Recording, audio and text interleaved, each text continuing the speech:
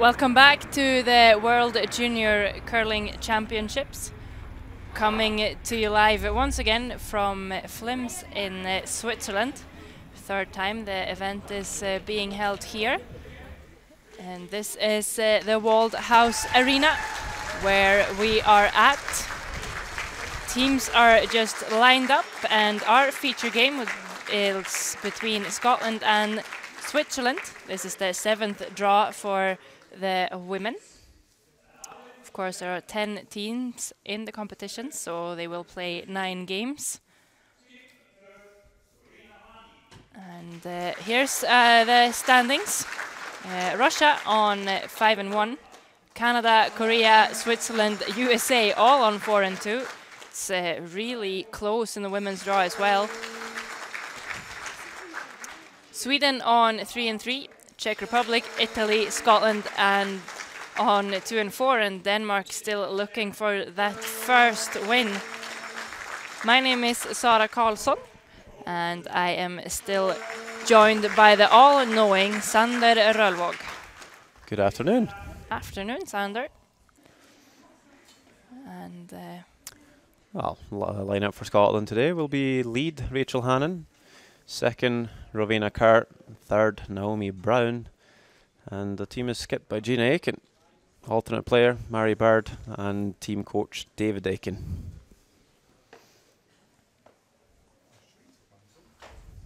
And lineup for Switzerland: Tamara Michel, Rahel Thoma, Corinna Mani is skip and throws third stones, and fourth is Breyer Hürlimann. Alternate Elena Stern, and the team coach is Rolf Hösli. Scotland will be playing the red, and Switzerland will be playing the yellow. It is Scotland with hammer, because they pretty much nailed the button, as Switzerland are being honored. So let's listen in to the national anthem.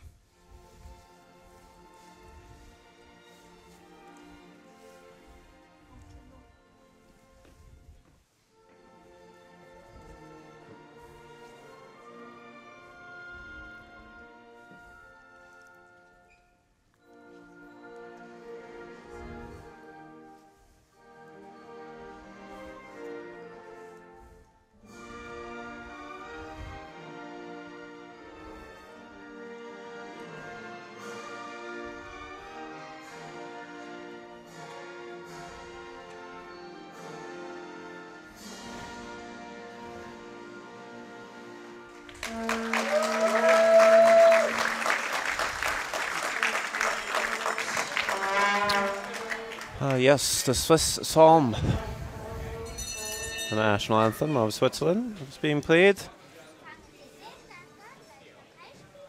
And we should be kicking off this game shortly. Yeah, we should. Just handshakes, wishing your opponent a good game as always.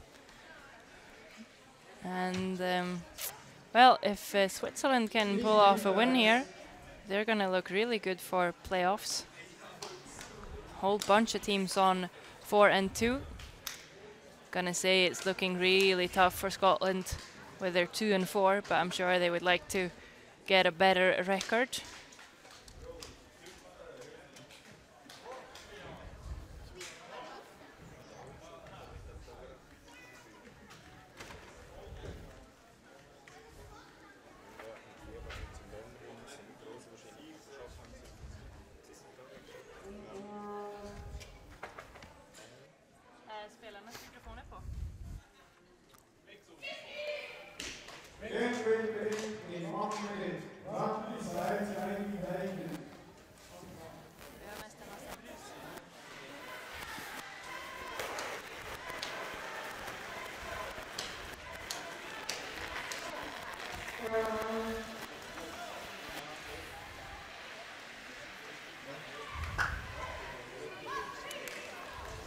Based on what we've seen so far, what kind of game are you expecting?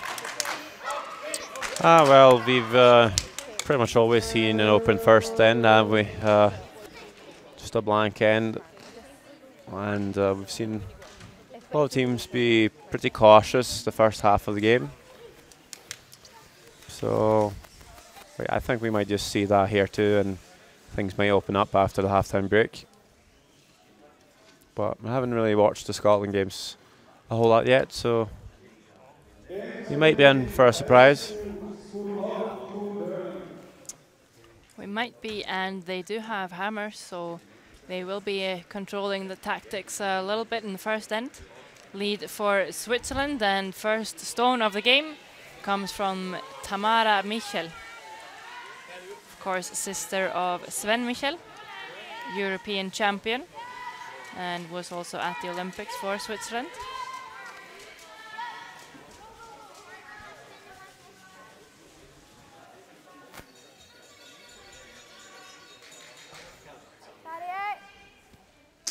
First stone goes into the rings, back forefoot, and no big surprise here. It is a hit being called. And lead for Scotland is Rachel Hannon.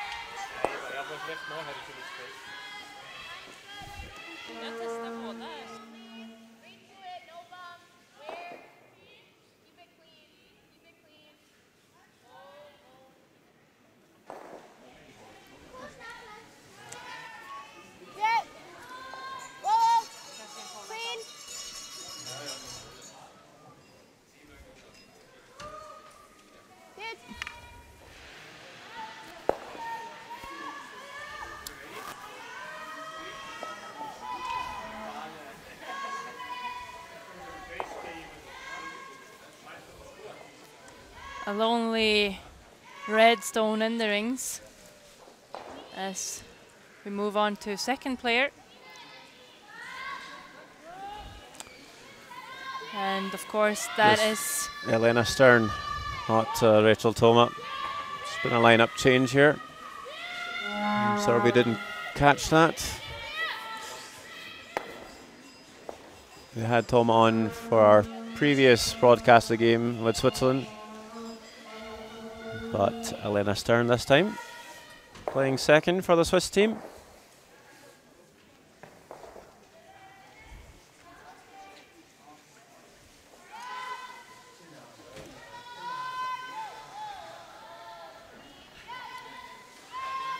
And second Scotland, Rowena Kerr. Still seeing open takeouts here, and it's been a very traditional start to pretty much all games in the World Junior Championships. It's the same on all sheets here in the Waldhaus Arena except for one. United States actually put up the center guard against Canada, so a couple of stones in play over there. Otherwise, it's basically hits going on everywhere.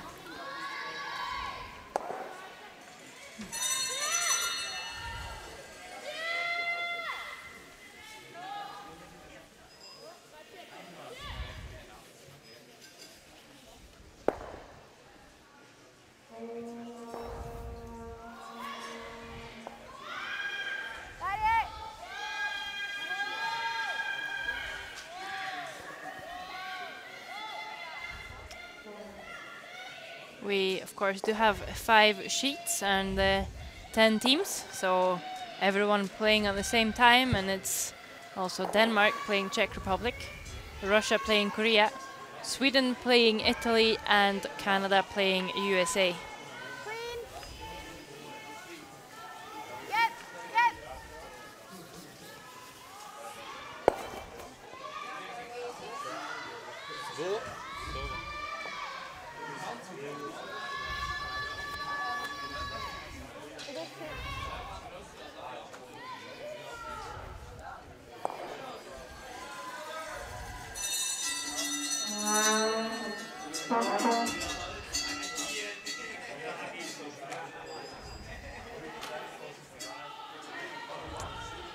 will skip and the third in the Swiss team, Corina Mani.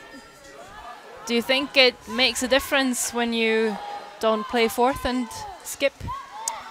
Well, what well, for fourth players, what they feel is when they can help out and sweep, they might get a better sense of the weight of the ice, the speed, because they're always communicating about the speed and running up and down the sheet with the rocks. So that might be one thing. And maybe for the skip, Mani maybe doesn't feel comfortable with the pressure of the fort rocks, but she likes running the tactics. Could be a good combination. You can play whichever way you want. And the third player and vice, the more traditional way, Scotland, Naomi Brown. She manages to hang around with that red, at least forcing Mani to play the hit further out in a new track, and we do know that this side really does curl. Well, remember the Swiss team of Ralph Stöckli, they more and more, they ended up putting Marcus Egler, the second of the team, at the head, skipping the ends, while Ralph Stöckli was sweeping and playing fourth rocks.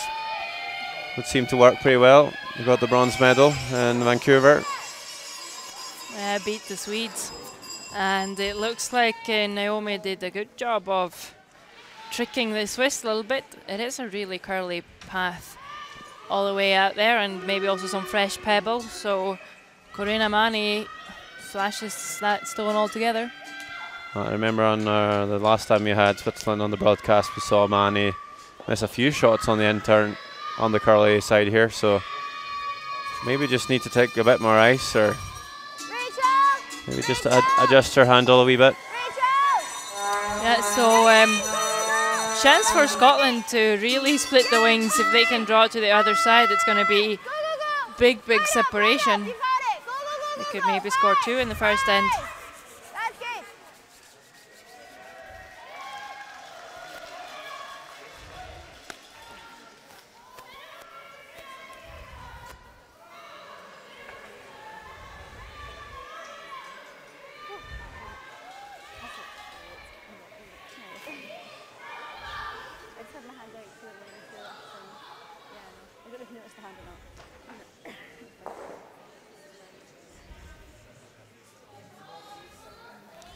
Time for fourth players, and for Switzerland in the hack right now it's Breyer Hurlimann.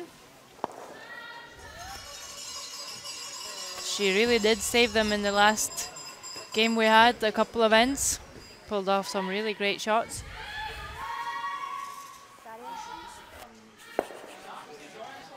Doesn't quite make the roll here though, and I think a nose hit here from skip Jean Aiken should do the trick. Yeah, it's not the first time Jean Aiken is representing Scotland. She was at the World Mixed Doubles in Canada last year. Might have gotten some useful experience from a championship being there. Played with Bruce Mowat, I believe. Exactly, ice maker in Edinburgh.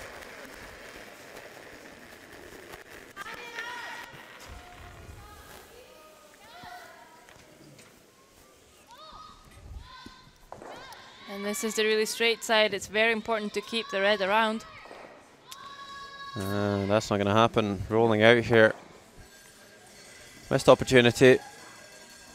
Surely could have rolled the other way quite a bit. Rolling out just not an option.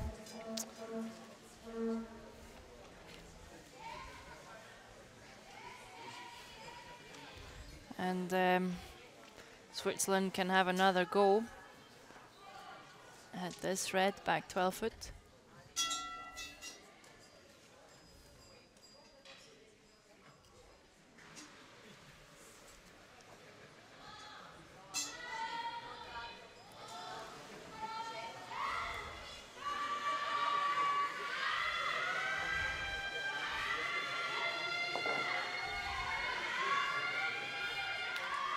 Sweepers on this really hard again. It will hit it. It doesn't look like she's going to have enough to stick around, and it's not going to be difficult for Scotland to blank this now. They can just put their stones straight through the house.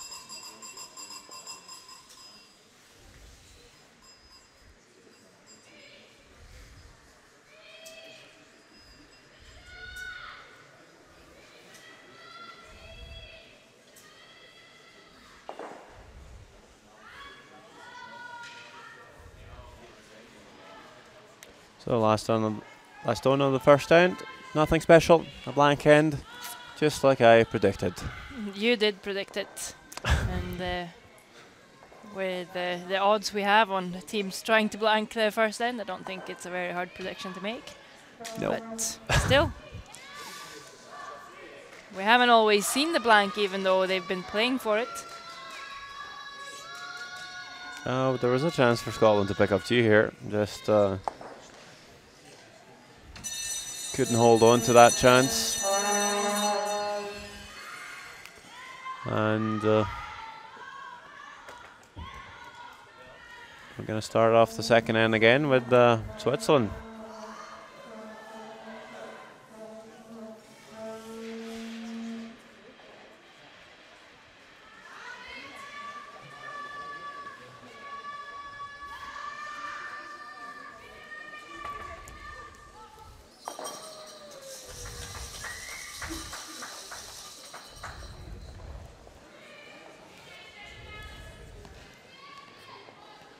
So expect Switzerland to put this one in the rings again. They're just going to wait for Scotland to make the first move.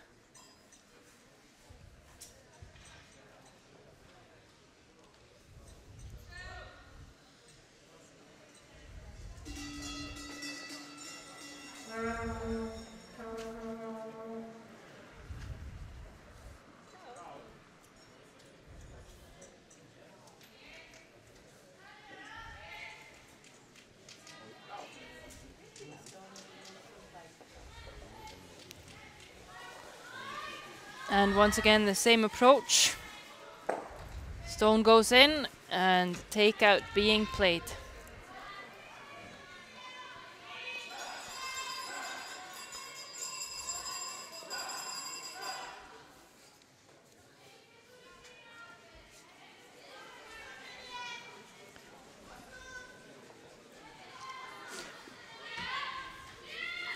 What are the teams hoping to achieve when they adapt this type of tactics?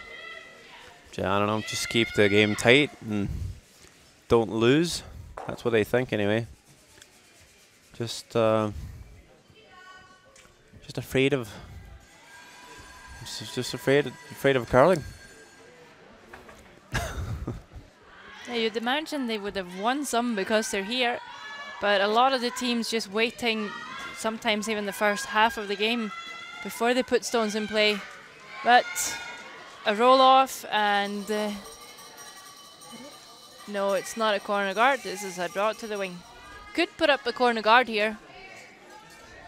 House is completely empty. Just try and set up a situation where you allow yourself to score, but this one is even through the rings.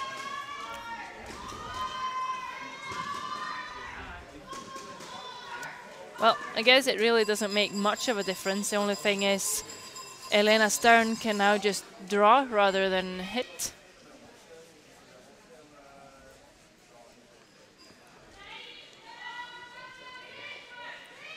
It's a bit of pressure on the Scottish girls.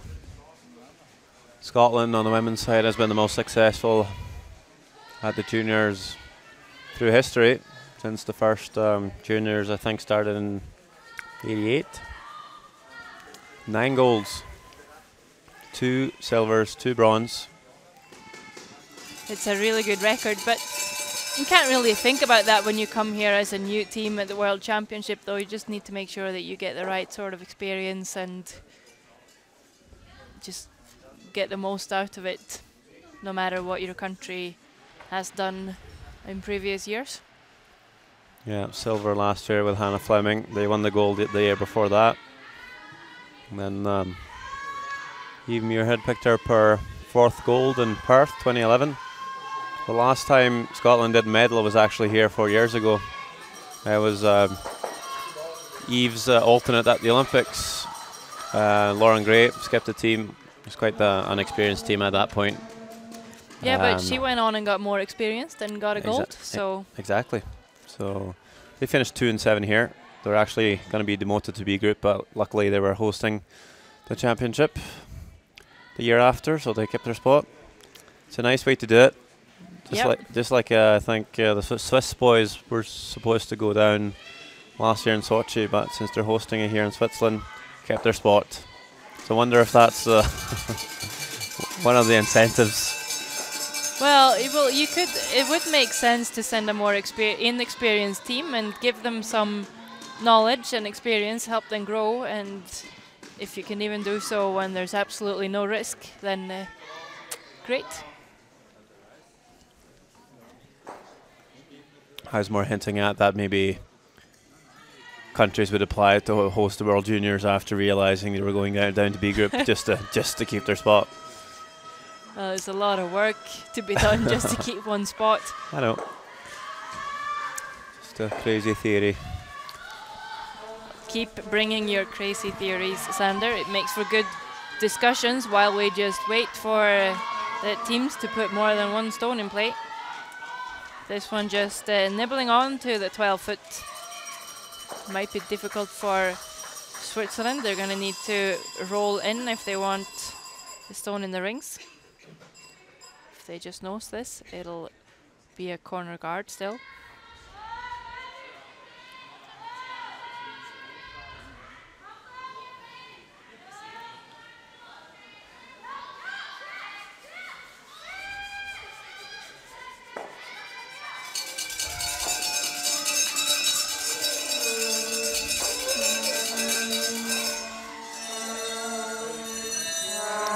Makes a really nice roll though, Mani. And there's a whole bunch of Swiss fans sitting behind us. Doing a really good job cheering the girls on.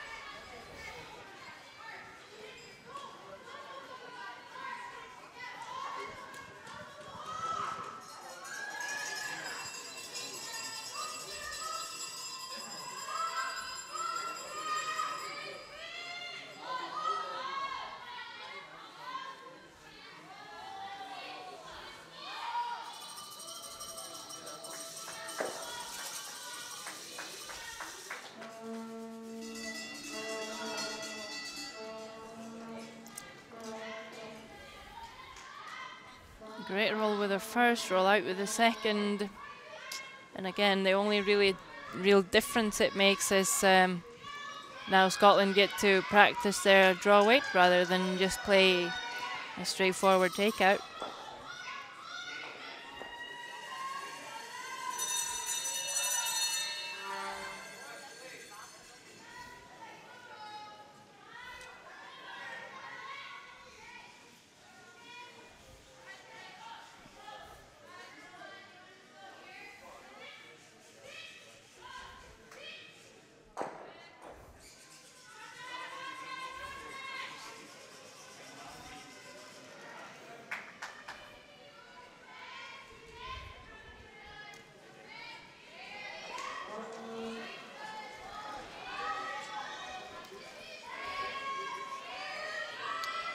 Okay, so it's the second end, and we're now on to skip our fourth player stones. Freyr Hurliman again in the hack to remove the red.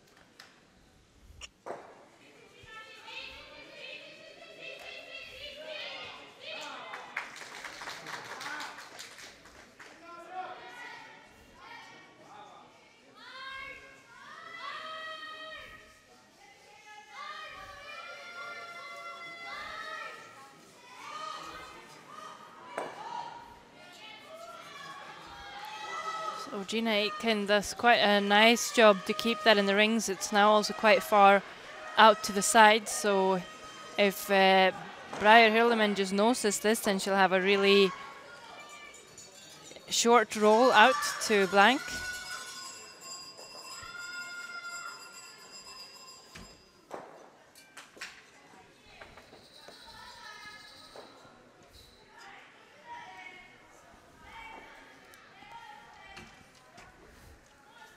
Would really like to get a roll in towards the center, but there is also a yellow outside the rings, so if she notices this, it might be hard for Aitken to blank that way. Yeah, she might have to roll towards the center line, but she's not going to stick around, so not taking advantage of that little opportunity. And again, it's going to be a fairly simple shot for Gina Aitken. Just run this one through.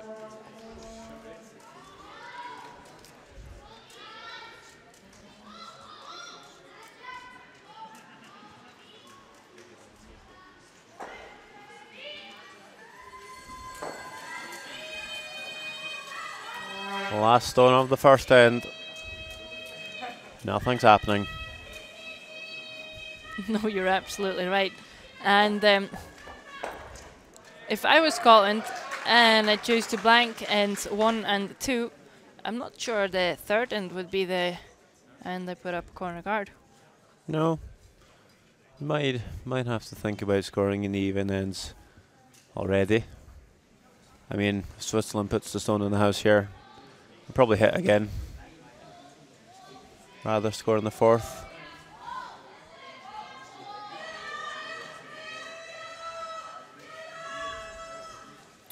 So we'll see what Switzerland does here. If they choose to maybe put a centre guard in play, wouldn't that be something?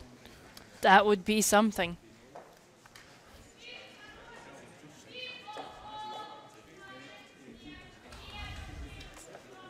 Okay, so they are aiming top 4 foot.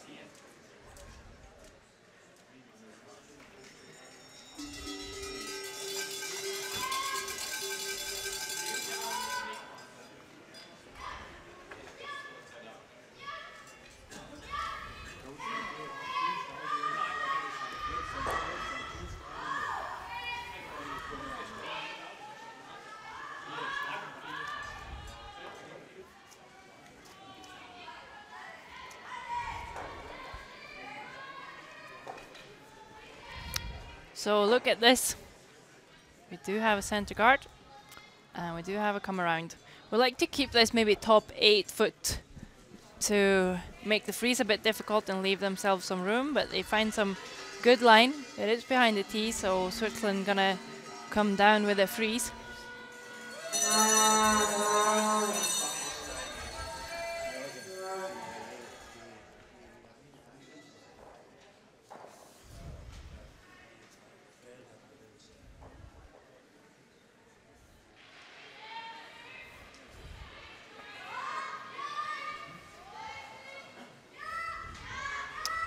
Michel would really like to come down to the red.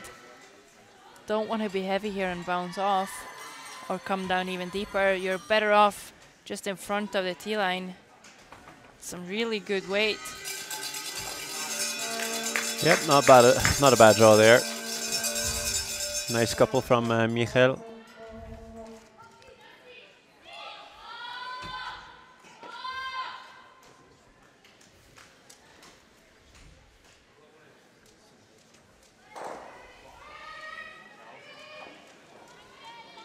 Trying to follow up that first draw with a better one here. Just a freeze. I think they're looking for here, the Scottish girls.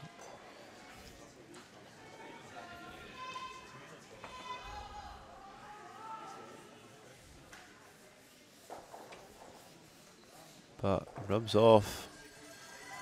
So important to give those shots to your sweepers.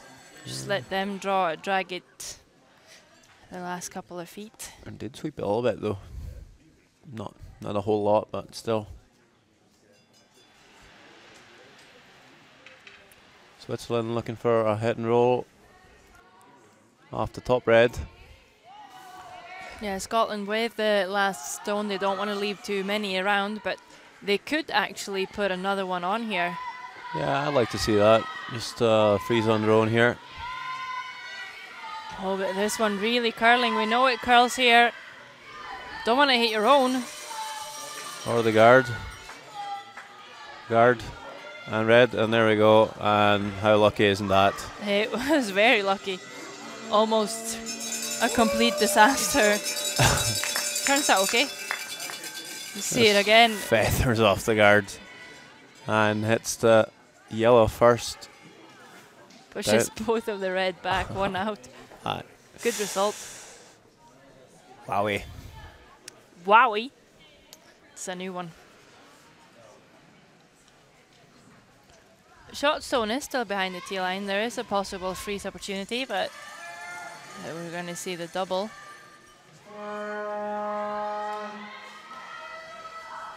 Also playing this on the hand that really curls. Can they She's a hold lefty though. It's her out turn. Should run a little straighter maybe than a right-handed player's in turn. It does.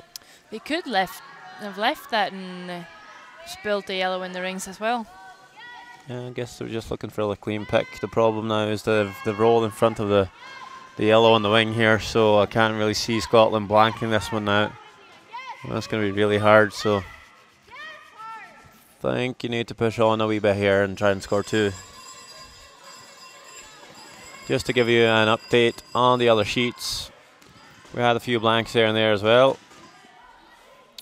Canada, United States, blank in first. Canada scores 2 in the second.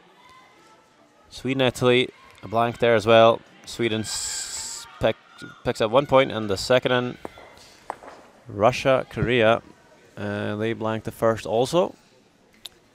And I think Portunova might be hitting to lie 4-5 against Korea, although forfeit's open. Denmark is playing the Czech Republic. That sheet's just next to us, and it's the Czechs leading 2-1 after 2 ends. Yeah, and Elena Stern, she comes down quite deep with this one, but it is angled onto the red, so Scotland will probably lose their backstone. They make a play on this, but they could just hit this dead on and sit frozen themselves. But this is the straight side. You wouldn't get rid of a yellow though. No, but you would leave your shooter in a good position. And now they do neither, pretty much. So a hit to lie 4 for Switzerland. Yeah, at least the forefoot's open. So might not be too complicated to score one.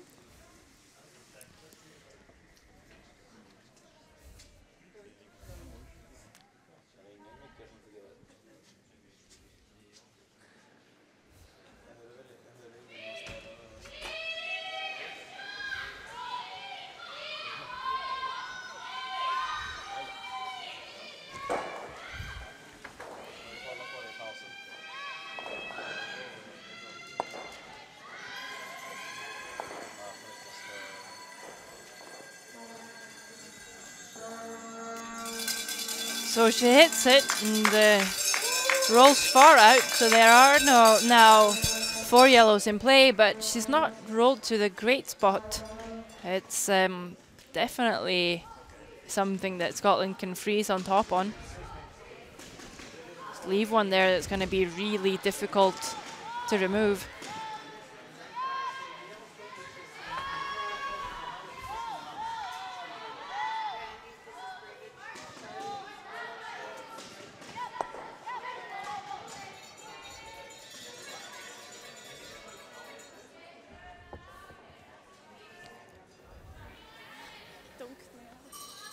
Important to be all the way down here. Even if you tap a little bit, might still leave the stones in a good angle. Rachel. Oh, where? Of course, don't want to tap it too far. Oh, where? Oh.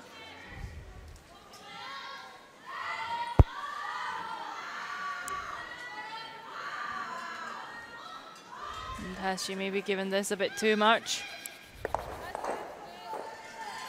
We'll push one all the way out. And that makes it possible for Switzerland to just split the red one out of the rings.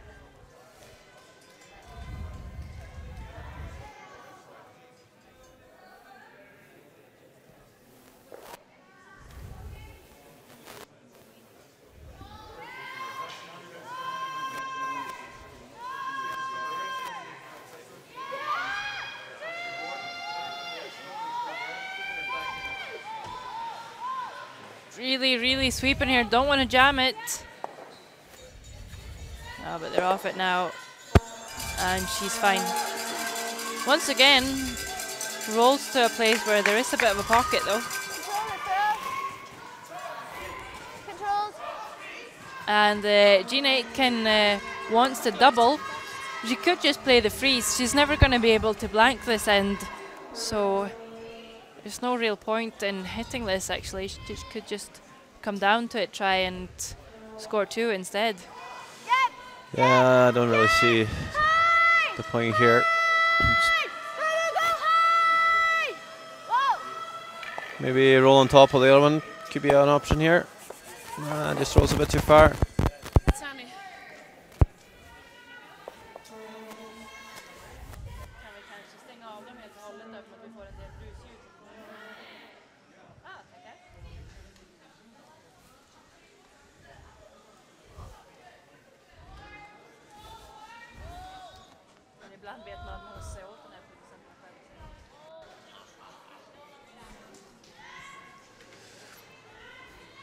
So again, it's an open hit for Briar Hurliman.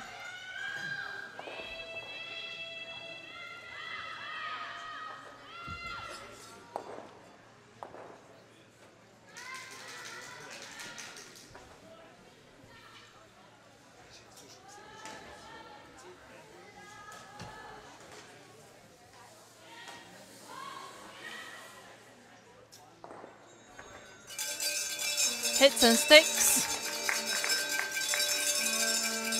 And now Scotland's looking for the freeze. It's very likely Jean Aitken's going to need to draw with her last, so might as well draw one now, get a good feeling for the weight to the forefoot, and also leave an opportunity where you could get a potential miss from Switzerland.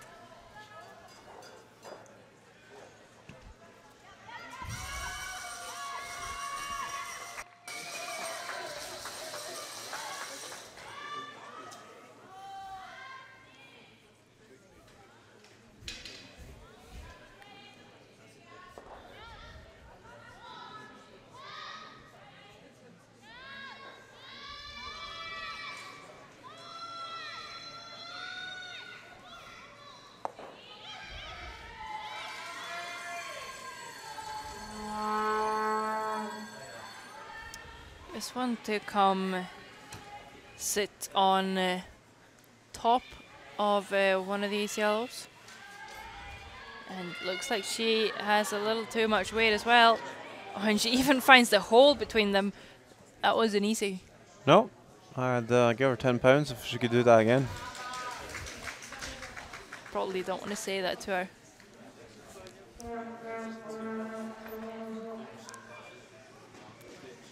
Tough situation for Scotland, and we've seen it so many times. When teams play the freeze, they just put a bit too much weight because they have the backing, and then you don't get the line that you want. So where do you think the Swiss are going to put this one? Probably centre line, top 8 foot. Yeah, sounds reasonable. Just to choke off the draw a little bit.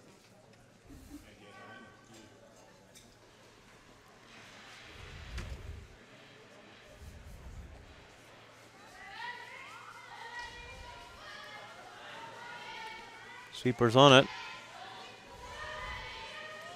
Really want to bring it in though. July 3. Don't want to leave it short.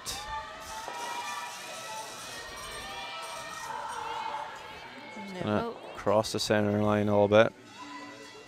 That's a pretty nice spot.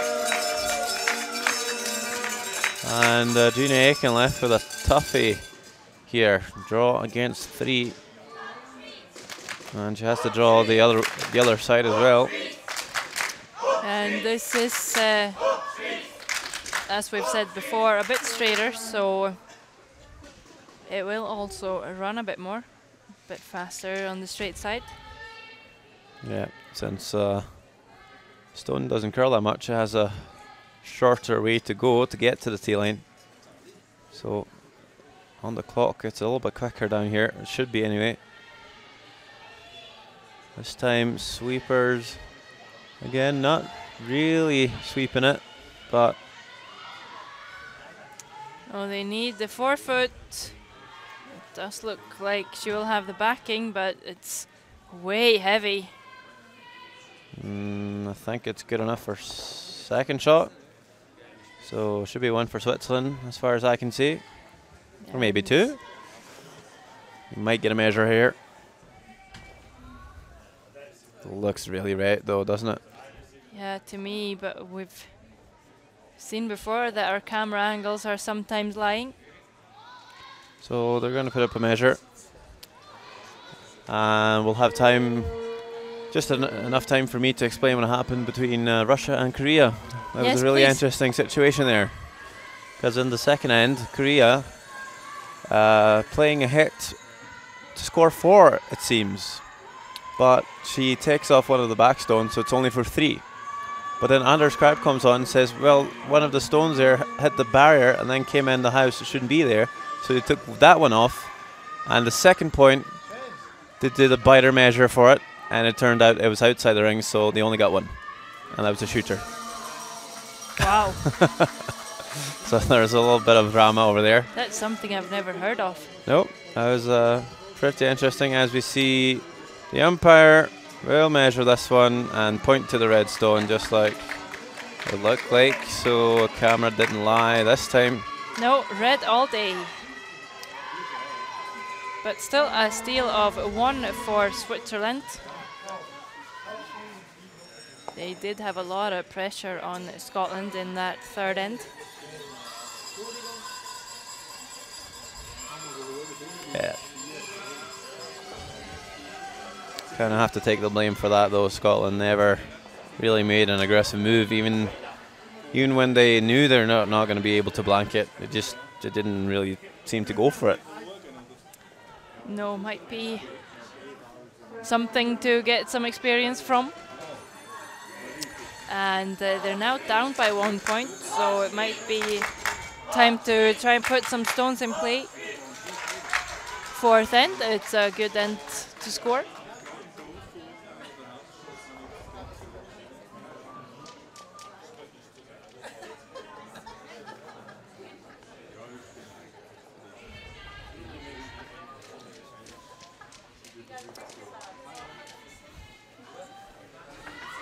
Tamara Michel, she's been putting her stones in the rings, her first ones all the way through the game so far, and they're now 1 point up, so no exception here, although this one is curling big time. Comes into the rings, top 12 foot, but not a major threat for Scotland.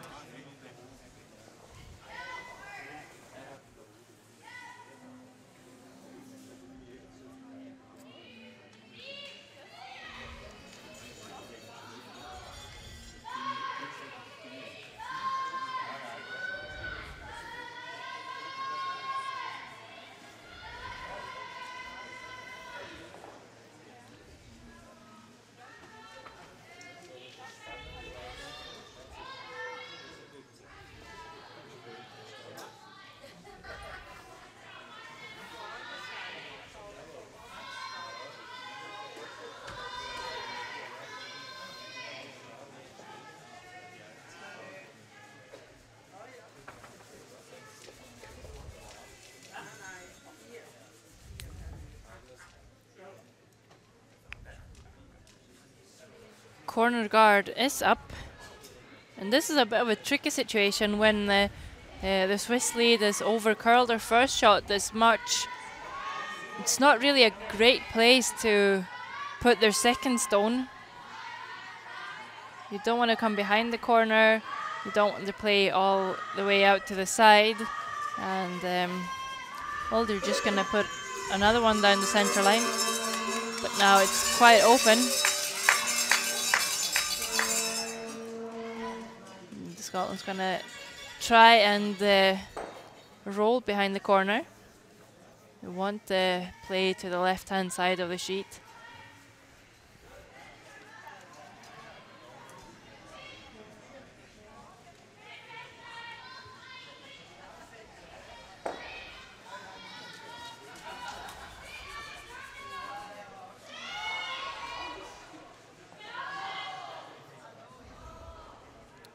So rolls out instead. Switzerland now has the choice of drawing another one in or getting rid of the corner guard. This is option B.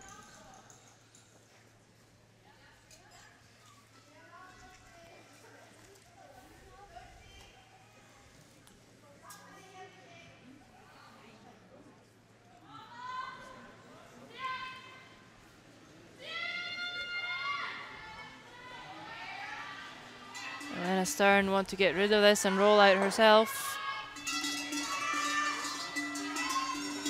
Stable, nice shot.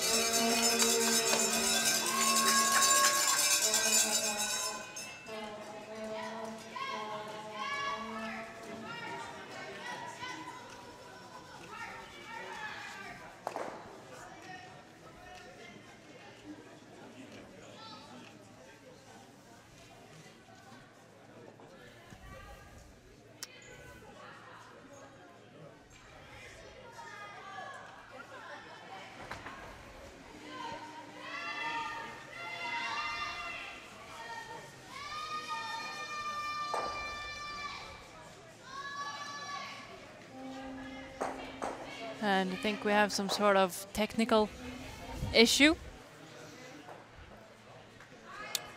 Yeah, probably something wrong with the eye on the hog technology here. It's not the first time we've seen that happen. You flip it over to indicate or to activate the stone, and then it's supposed to be all green lights.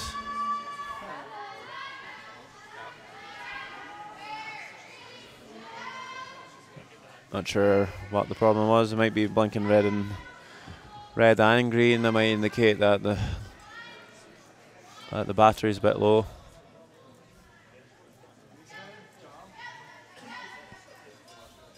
What's going to happen is the umpire's just going to go up to the hog line and do what we used to do back in the day before this technology came into play. Just stand at the hog line and watch. If the stone's released in time, it looks to be, although it is blinking red as crazy. Yeah, and it was a red stone that was malfunction in the previous game as well. That handle might just not be very happy. And what we saw then was it took a bit of focus from the player throwing it. And it has now as well. Just looking for a guard there. Goes into the house, and that's a hit to light 2 for Switzerland. A good chance for Scotland to take their one. Yeah, definitely. And then Switzerland could get hammer for the first time in the game.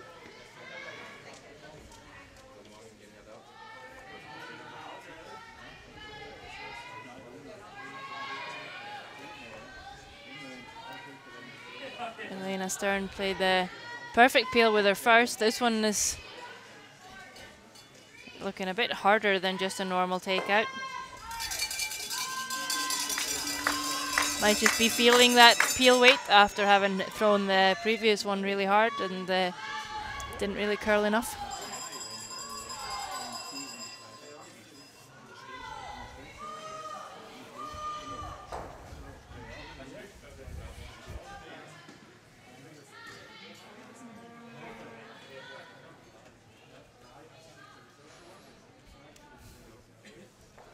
So not really being able to generate any stones in play. I think Scotland's going to try and blank again. Looks like it.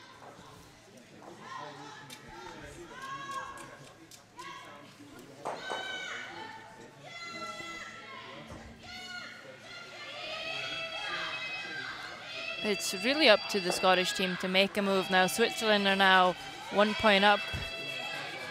They're not going to be the team that starts putting stones in play.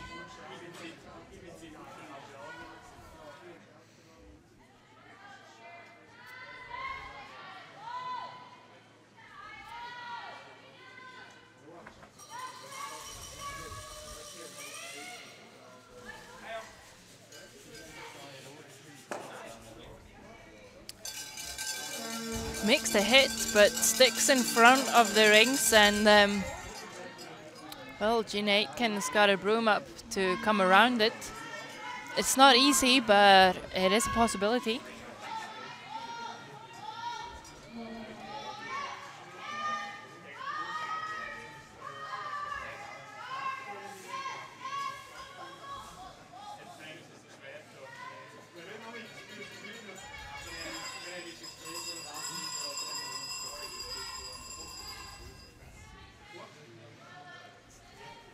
It's looking quite good. Really curling now too. Have they left it too long? I think it's really good actually. Gets by. Great line. Just maybe wanted that a stone deeper. I think the short run back here should be manageable for Manny.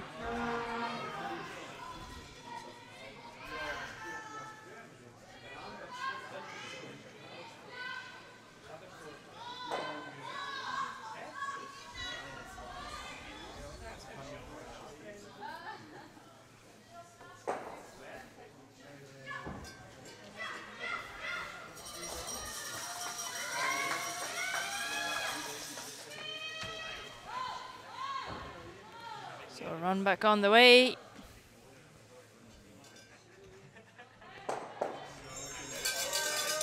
It was very short and she makes it without blinking.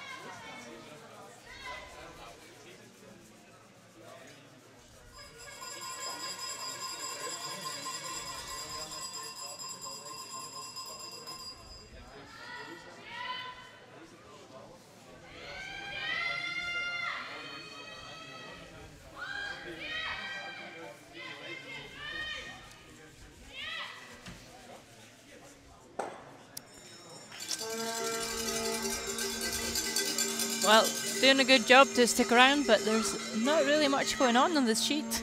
Nope. The only thing I'm excited for is to see if Gina Aiken makes the last shot. Yes, it is what we have been waiting for. A couple of stones now. She's gotten 2 blanks, but actually never had to play her last shot. Except for the blanks. Except for in the third end, where she gave up a steal 1. This one is a little bit wide. Will it stick around though? Oh, just rolls out. And it's a free draw for Switzerland in anywhere they want to. Just want to put it kind of next to the red. Maybe making the blank just a tiny bit more difficult.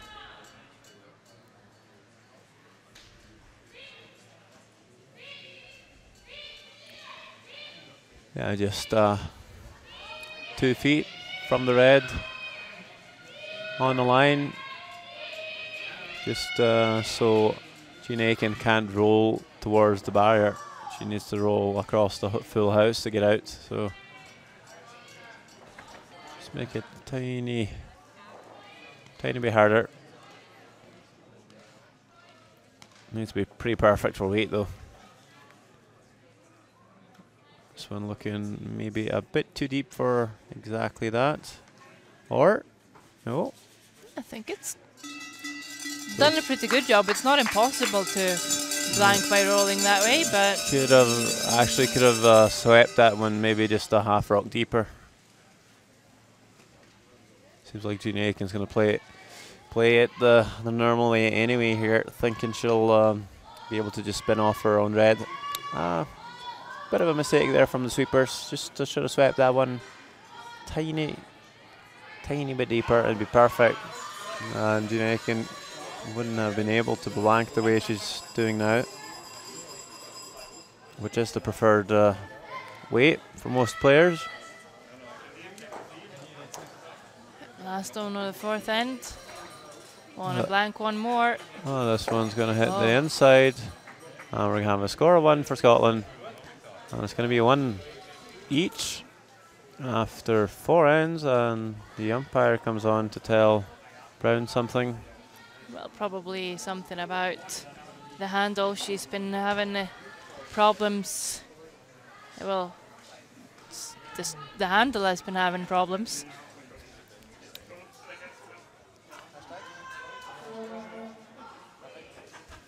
So I don't think we're going to have like a record in a low-scoring game. Not sure quite what the record is with the free guard zone. If you know, you can maybe tell us on our hashtag on Twitter, WJCC2014, or on World Junior Curling Championships Facebook group. The most low-scoring game I remember is maybe Swedish Pale Lindholm's last round-robin game against the USA when they won the World Championships in 2004, and I think they won that game 2-1, blanking 6 ends, scoring 1 in 7th, blank 8th, 1 for USA in 9th, and then scoring 1 in 10th to win the game. If that's wrong, please correct me. I am stunned, Sander. I have a tendency to remember the things I shouldn't, and then the other way around. Well, I am impressed by what you do remember. And for all of you listening, he's not Googling this, he just knows it. It's not like I was there, just... I was. Read it. You were? Yeah. It was a bit of a strange game. I was a bit afraid we were getting something of the same here, but... Yep, because this is going to be a takeout. It is the 5th end. I think Swiss would quite like to keep the hammer in the 6th end. But well, I don't know what we're supposed to talk about anymore, Sander. There's nothing happening. Well, I'm going to take the chance to toot my own horn here and say this is exactly what I was predicting when you asked me before the game. I thought we were going to have a blank end in the first and a very cautious first half. I did, however, predict we were going to have a more of an open game after the halftime break and see more stones in play. So I'm hoping I'm right. Yeah, I'm hoping on so too. On every about everything really for this game. It's been a pattern really so far this week. Many of the games we've seen on our broadcast has been very cautious and defensive and destructive in the first half, and I guess they go into halftime, and if they're a point down, then maybe the coaches come on and says, well, okay, now you have to go for it, and or something, and seems like that's what happens. Yep. Let's hope.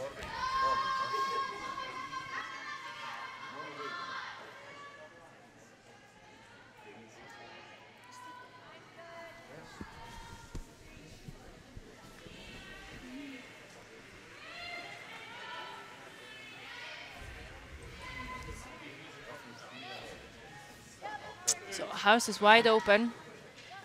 If Switzerland wanted to generate some scores, they could put up the corner guard, but this is going to be a draw to the wings. They are very set on blanking this, and tactically, it's not a bad thing. It would mean that they've turned the hammer around. Getting last stone of the sixth end.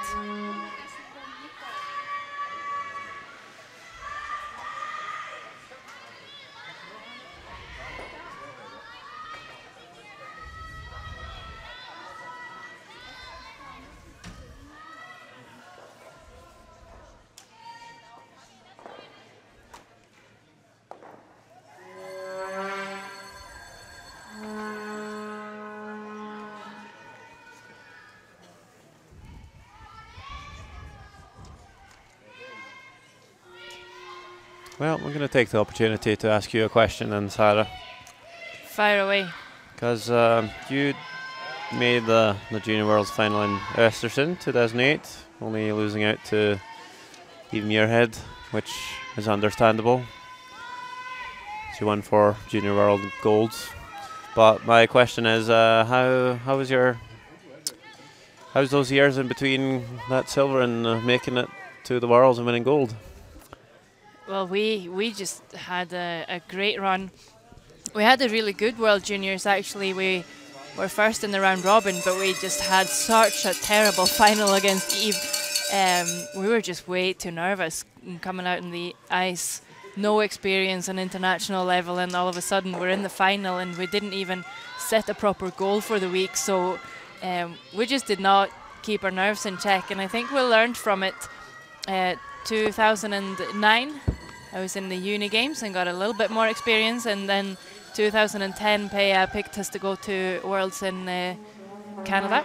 Yeah. And the team was then? Same team as in the juniors. And that was a great experience for us. And then we had been there, and Peja was also with us to give us a lot of help with dealing with what it meant to be at a World Championship. So we did manage to make the playoffs, but then had a little crash again and finished 4th. But we just kept learning, and then we brought Annette onto the team, and of course her experience. A little bit of experience. Yeah, a little bit of experience. She's got double Olympic gold, and that just gave us a really great boost. And we had a tough season just getting the team together, but once we made it to Worlds, we probably weren't the best players, but we had a really good team by then, and we had a really good team spirit, and we had just set our goals and really wanted to win. So I definitely think it makes a big difference if you get to go to these championships like the World Juniors. Matt Dunstan said earlier as well that he finds that he's a lot more confident as a curling player. I don't know, what do you find? What has the World Juniors given you? I guess I agree with a lot of what you say. I've not really made it to the big stage yet. Maybe haven't worked hard enough for it, but no, I think it's a good chance to just come and see what the level's at, and who maybe you're going to be competing against for the next 10-20 years. You never know who's going to stick around. And it's a good chance to play on championship ice and championship surroundings, people. Just all of a sudden wearing the colours of your nation just makes the game totally different. Yeah, it's real different, and just everything about just the schedule, having umpires out there, just pre-game practice, and all this stuff you might not normally have in a bonspiel back home. So just gets you ready pretty much for the big stage when you finally make it to a World Championship. So, and even just sitting here commentating all these events time and time again just makes me feel quite comfortable at the big arenas. And yeah. So maybe we're going to commentate our way into Olympic gold. Well, I'd say one thing some juniors lack of is just watching curling. Whenever I meet a young curling player and they might not know who Pale Lindholm is, or Kevin Martin, or hopefully most people know Kevin Martin at least, but I've talk to a lot of juniors, and they don't really know a lot about curling, and it's obvious that they haven't watched a lot of curling games. And I think you just learn a lot from watching games, and hopefully you'll have a few commentators that know something about curling, and they can maybe teach you a thing or two, and just point out the mistakes teams are making, and you try and learn from them. And it's just a combination of everything. Watching curling, playing curling, it just makes you better. Yeah, definitely, and it's a good tip to try and do what we do, talk about the game, because it definitely forces you to think a step ahead. Yeah, just put us on mute and sit and conversate with a friend on your couch back home. It's a possibility they've muted us already, I don't know. But exactly.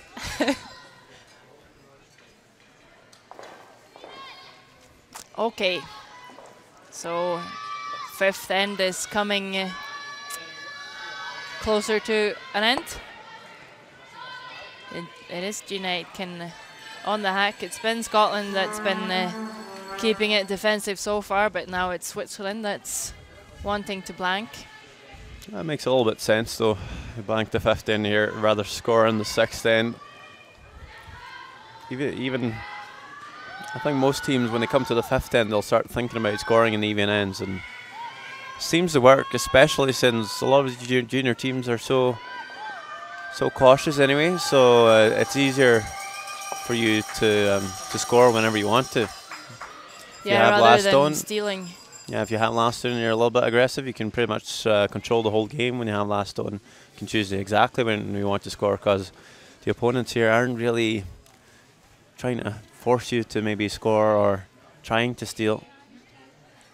And I think the teams that know when to put some stones in play and be aggressive and maybe force their opponent to score in let's say a 7th end or something, that they might win the games.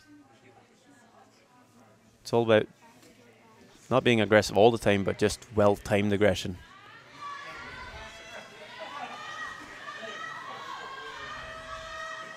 I think you're absolutely right, and we've seen the example a lot of times. And Switzerland might just as well be looking to time their aggression for the 6th end. Just a couple of stones left here. Gina Aitken's going to try and hit the yellow, stick around, at least make Briar play her last shot to blank it. Something Gina Aitken didn't have to in the first 2 ends.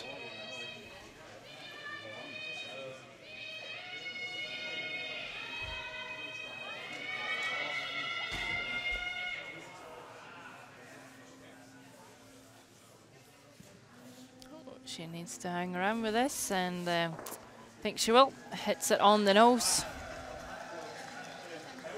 And this is what we've been waiting for now for 15 stones.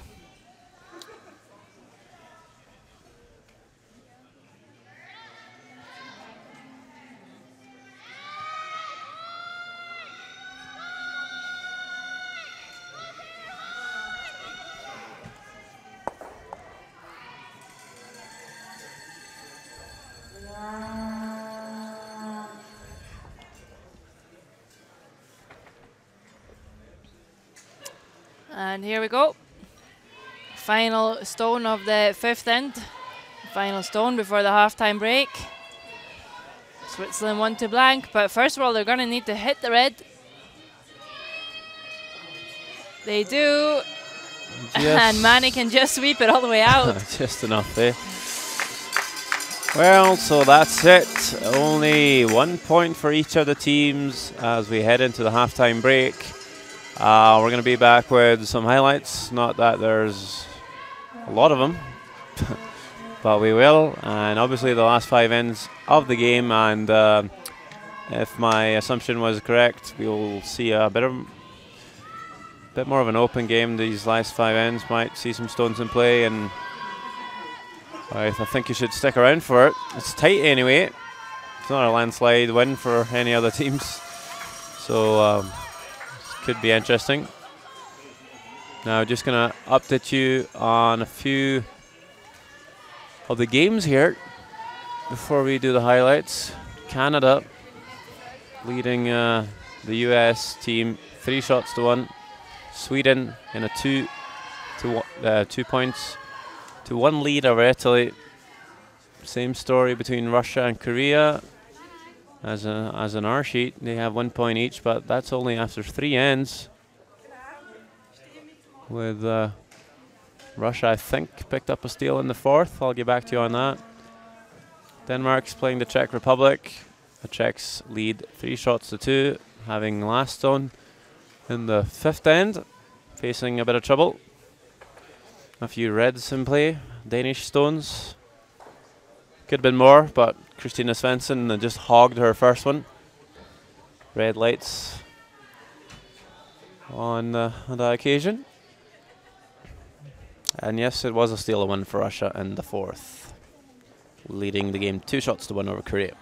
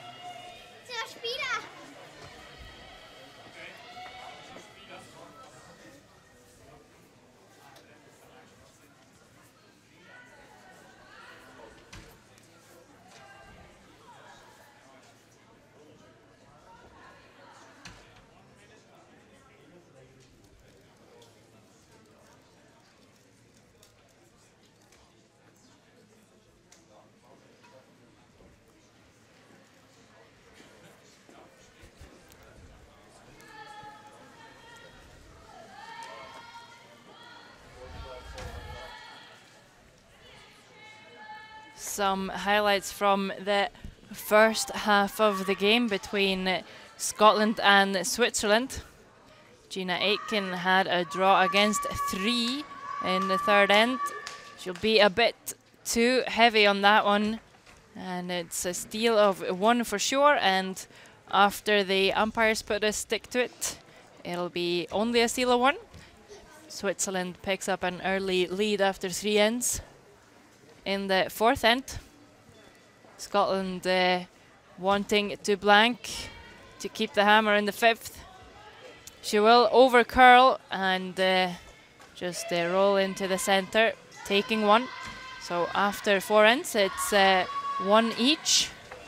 5th end was also blanked, and here we are back with the 2nd half of the game.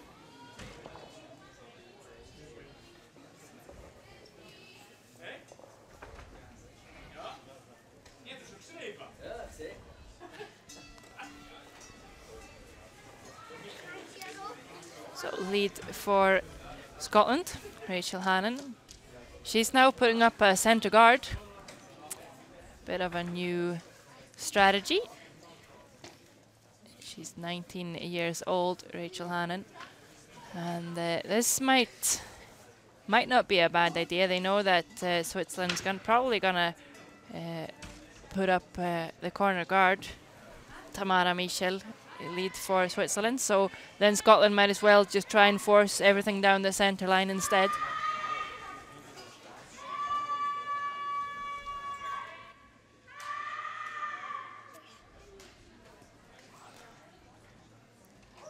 Just waiting for this to come down and stop. And again, the perfect place for that stone is really fully in behind cover and maybe top 8 foot. If you have last stone, you want to make sure that you give yourself some room to score. That is behind the tee line, so Scotland won't really bother with it. They're just going to try and place a better one themselves.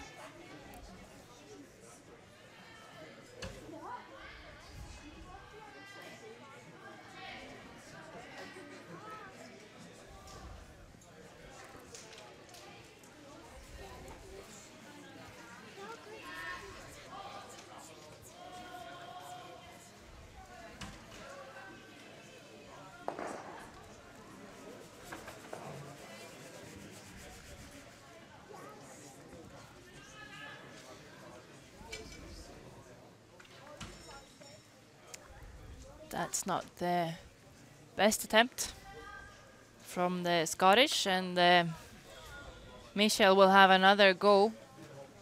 She can just keep this top the 4 foot and around.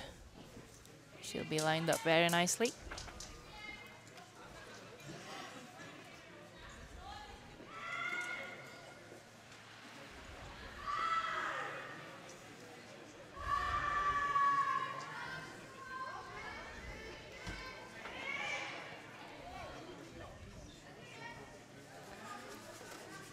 And this also sliding a bit deep. Why do we see this in the 6th end? What are you thinking about the pebble trap? Well, some people feel like, and I feel like sometimes when I come on and play stones in the 6th end, that there's a wee bit of a pebble trap, which lead Håvard Vard Pettersson on Team Ulstrud taught me about. Likes to call it, because the ice makers will come on in the halftime break and sprinkle a wee bit of pebble around the hack, and that sometimes, all depending on the ice, might make you kick out a bit harder. Just get that extra push out the hack. But it could also just be that, you know, they spend 5 minutes off the ice and maybe just missed a bit of the flow. Get a lot of energy from your coach and you just get excited and just down the Red Bull and yep. 2 power bars and then off you go. Yep. Scotland did come down with a freeze to out-count the yellows. Still behind the tee line. Stern is going to remove the centre guard.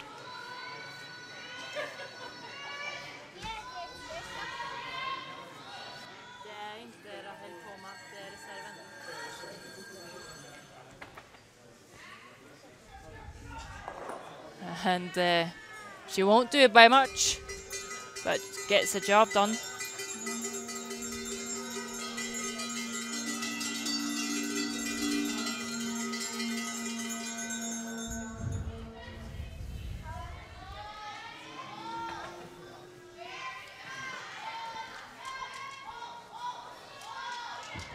just going to replace the centre guard.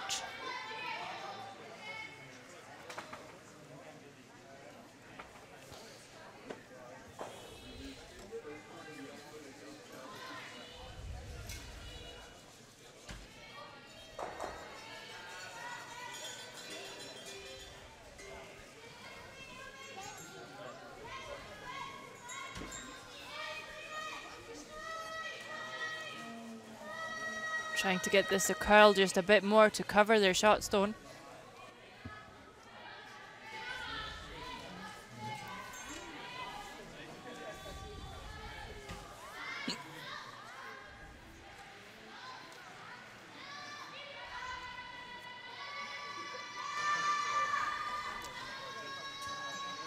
It is now on the corner. They could come around. Thinking about it now as well. 'Cause that redstone is back at the tee line. They could place a good one in there.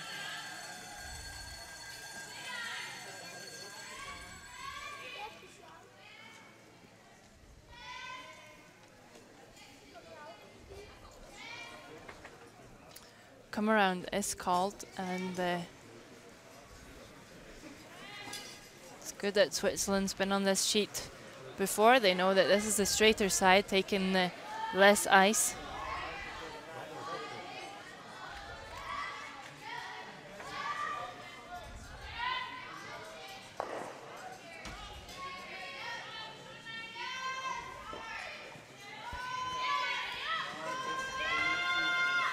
This is breaking now, though.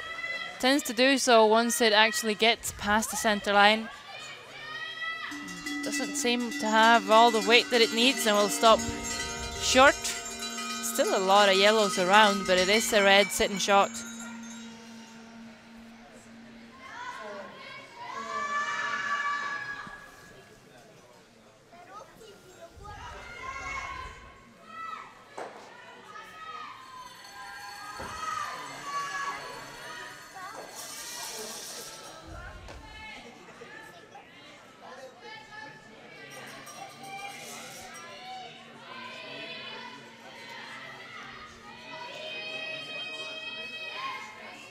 Just want to guard this.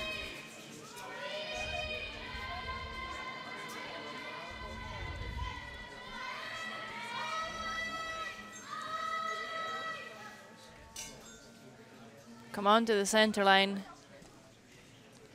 Quite nice placement.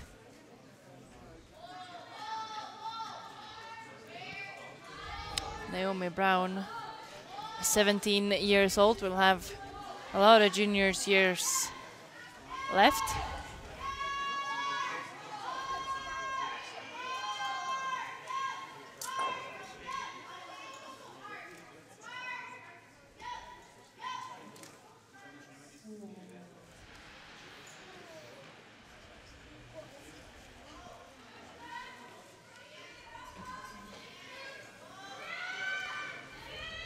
Corinna Mani, third and skip.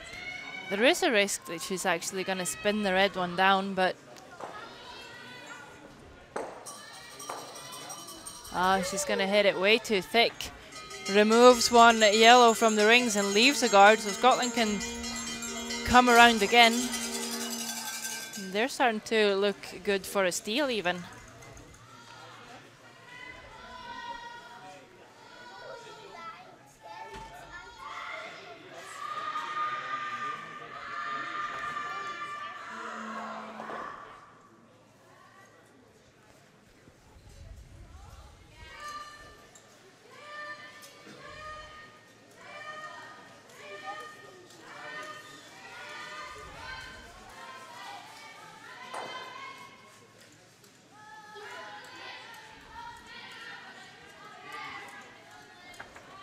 Oh, but so important to be in front of the tee line with this.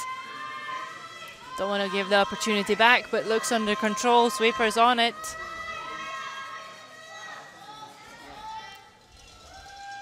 And a nice draw. Still Scotland sitting only one.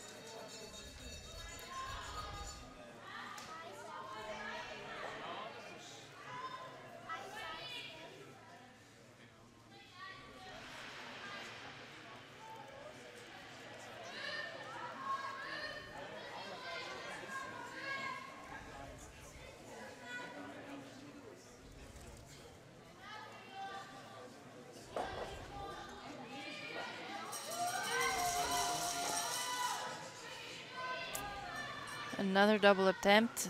Last one over curled. She might have overcompensated this, and she has. Tough end for Corinna Mani. She basically misses both of her shots. See, this is really, really thin. We'll just move the yellow guard. Not even a stone. I think Briar Hurleman should maybe start preparing for a draw to the button.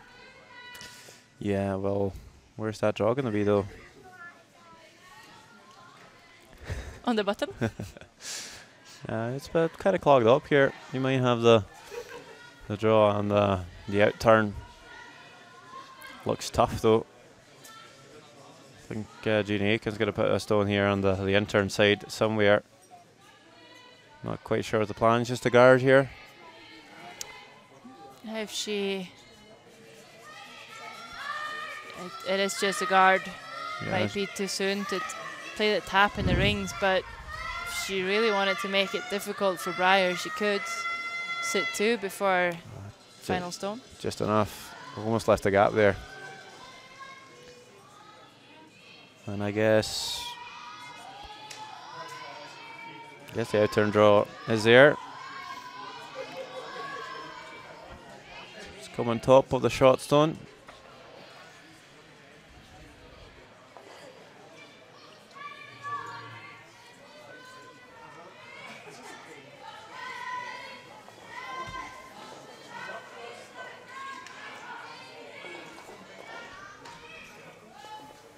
I think it might be there, but they are going to try and open it up. It's tricky though, even if they do. Well, I guess Switzerland can't guard both the draw and the double.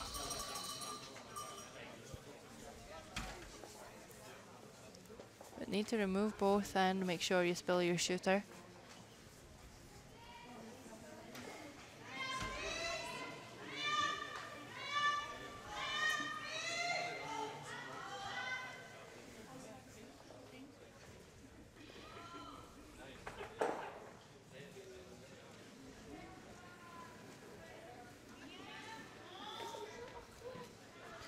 Briar Hurleyman, 20 years old. Big weight from the Swiss skip. I remove both the guards. It does, so I wasn't sure if that was the way she was planning to make it though. No, made it nonetheless.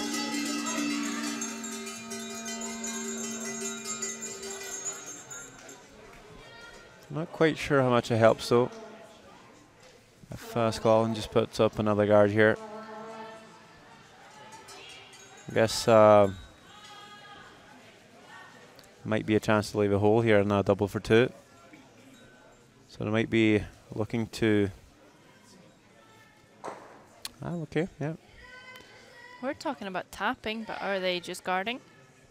Yeah, I guess it's kind of hard to guard both things here though. I guess they should focus on guarding the shot stone.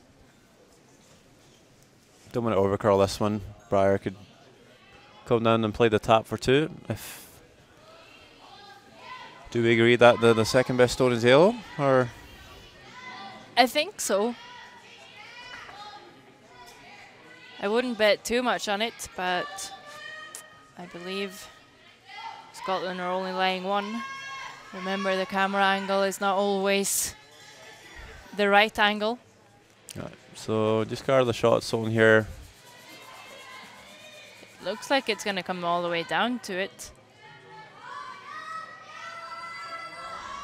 Gonna need to curl. And I think they've taken away any opportunity of scoring more than 1, but might also have made it easier for Hurleyman to get shot stone in there.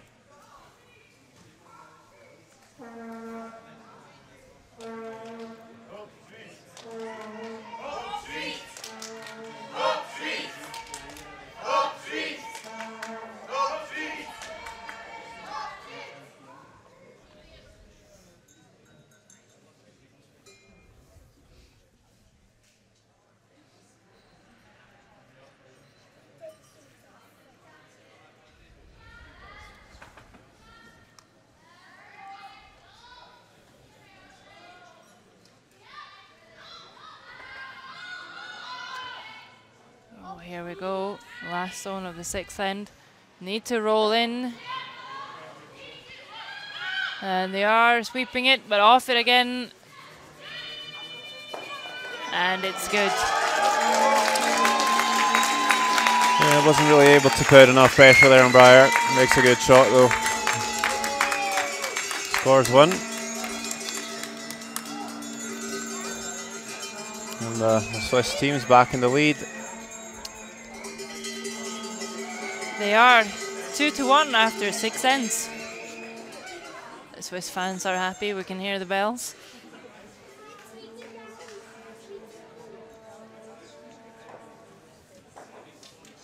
So other than the Czech Republic having a convincing 5-2 lead over Denmark, it's pretty tight games. 2-2 between Russia and Korea. It's Russia with hammer in the 6th. 4-1 for Sweden against Italy. They have a bit of a grip on that game, and 3-2 between Canada and USA. Canada in the lead over there.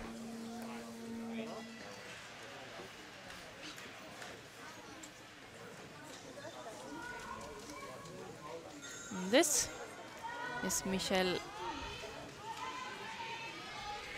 Tamara Michel. Lead for Switzerland. Do believe she's going to put this one in the rings as well. Maybe want to keep Scotland from blanking this and put up a centre guard.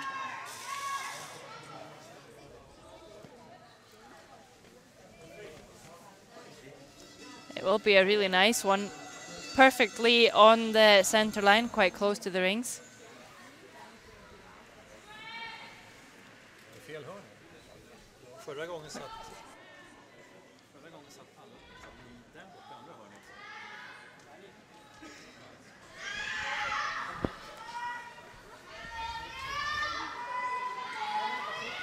Scotland were talking about putting up the corner guard here. They have instead elected to come round. Corner guard would give them a chance to get the play out to the wings. Gonna draw around and keep it to the center. Want to keep it higher than that, but also want to get it buried, so sweep it all the way down to the tee line.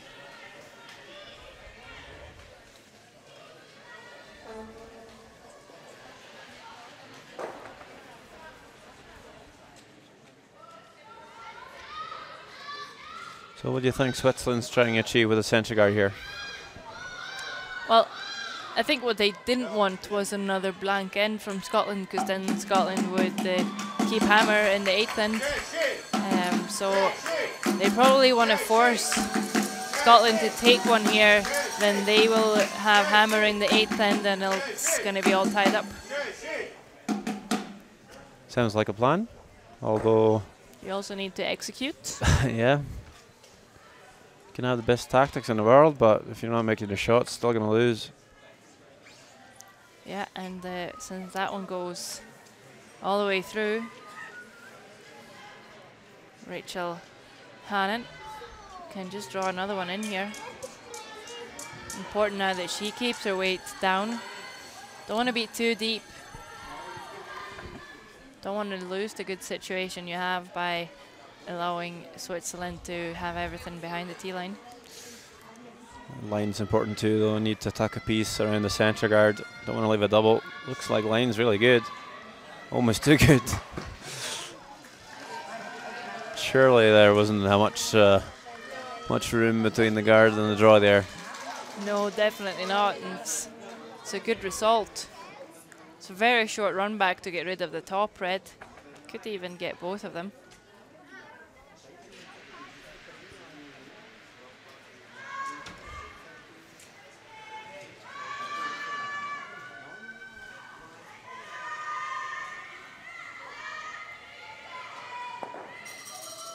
Elena Stern with the run back then, trying to spill a few reds. Bit straighter in this spot. It's not going to curl much. And she's just going to take off the guard. Leave the reds. That's tough. She was really short. She needed to catch at least one. Remember, it's Scotland with last stone advantage. Talking about putting up the guard again. But they're going to draw the wing. I wouldn't mind a centre guard here. Tell us why. Well, I think when you draw the wing here, you just allow Switzerland to make a double very easily. Don't mind the call maybe later in the end, but it's a bit too early. It gives Switzerland so many chances to clear things up here. They got 6 shots left now. Sorry, 5 shots left.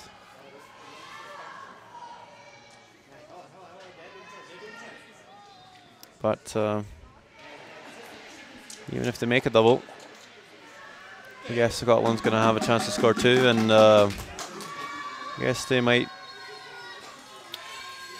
just want to keep it a little bit open.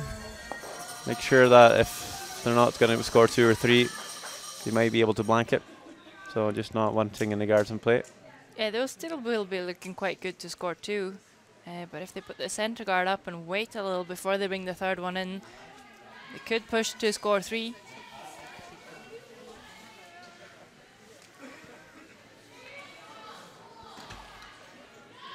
Elena Stern with the big weight again, trying to remove 2 reds.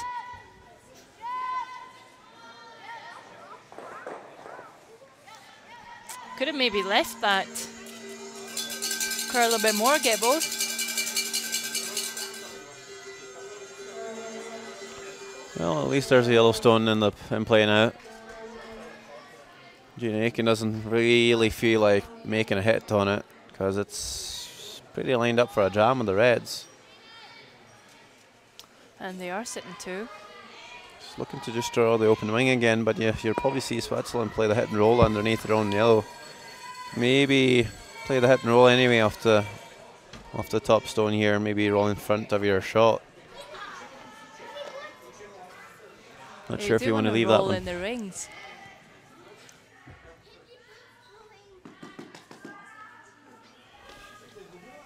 Well, I guess just sitting as a guard in front of the shot stone really isn't bad. If you just keep Switzerland hitting the open one, it's going to be a pretty straightforward 2. Just need to make sure not to jam here. Even if they just nose this, it's still a usable stone. Switzerland could try to hit and roll behind, but it would be a pretty short run back.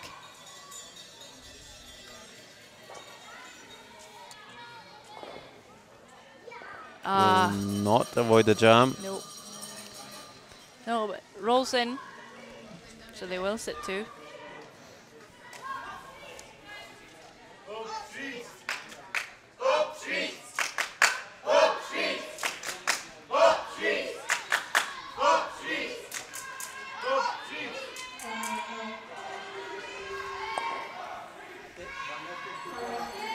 Just a bit surprised. I thought the Upschwitz song was only 3 times and then it's over with like 4.5 just then. They've developed. Thought that was a clear rule. Well, Mani with the hit and roll here. Remember, she's over curled in this spot a few times. They're looking pretty close with this one. Yeah, won't make the roll behind the guard, but comes closer. I think Scotland would just like to roll the other way and keep the rings split.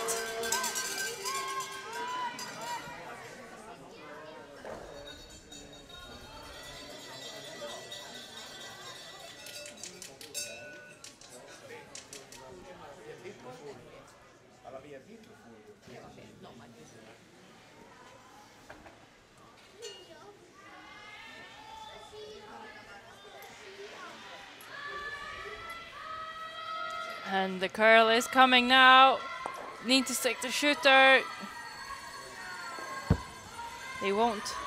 I'm a bit surprised by the amount of weight they throw. They seem to be giving their stones quite a lot. They're not really managing to stick around. But blank is a possibility now for Scotland.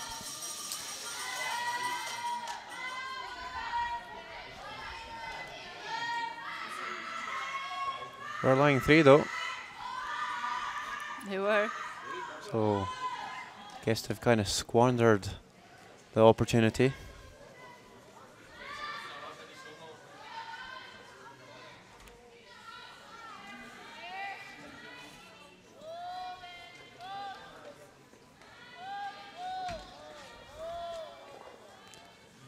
Oh. And this is a big miss.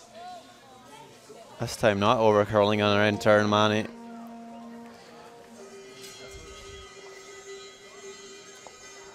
struggling big time with her takeouts. So, not over yet then for Scotland. Chance to split the house again. So we're just going to draw the wing. Just right in behind the tee line. And then Briar Hurleman needs to figure out a way to salvage the end. Felt like she's had to come to the rescue a few times for Switzerland. She has, but look at this. She won't need to.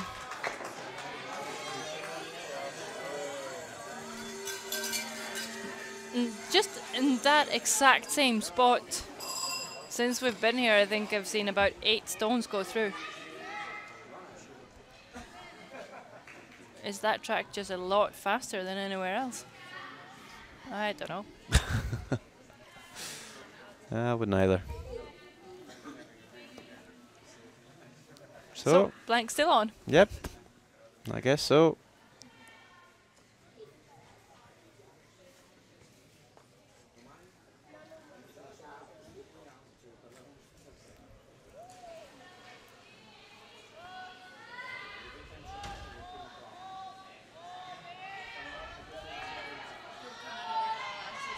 Oh, this one's just out there. Surely catching a piece, though. But not hanging around.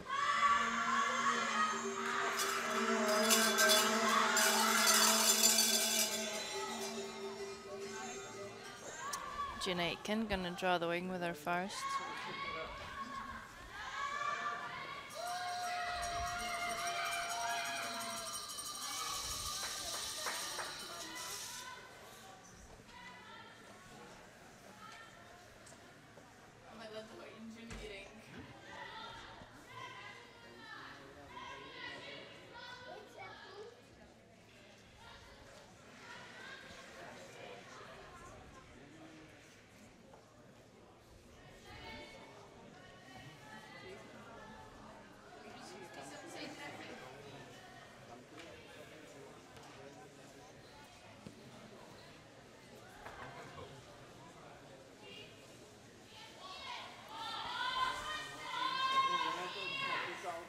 She'll do a better job of sticking around.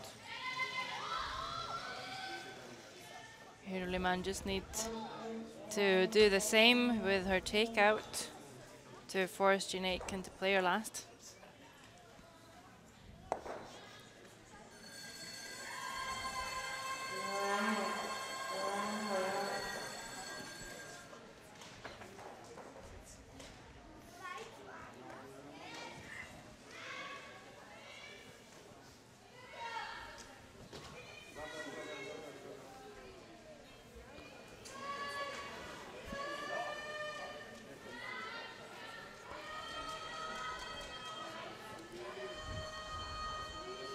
Hanging a bit wide again.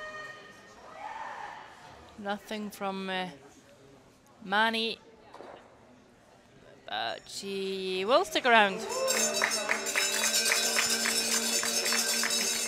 least making Aitken throw her last shot.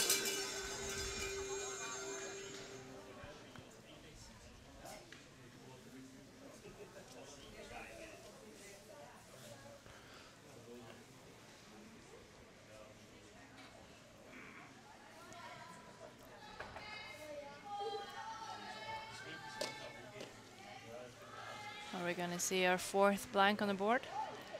Well, missed the shot in the fourth end. That was on her in turn. Throwing the out here. Looking pretty close, pretty good. There we go. And it's another blank. Scotland retains hammer as we head into the eighth end.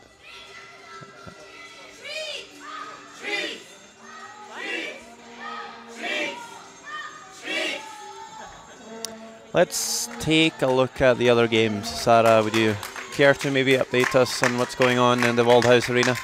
I would. Canada had a huge score of 3 in the sixth end against the USA. They're leading that game 6 shots to 2.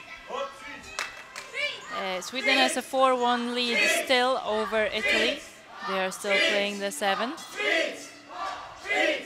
And Korea has a 3-2 lead over Russia. Russia with hammer in the 7th.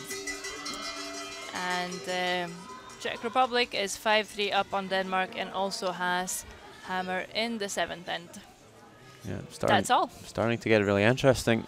Remember, Russia on top alone with 5 wins, 1 loss, but after that we have Canada, Korea, Switzerland and USA at 4 and 2.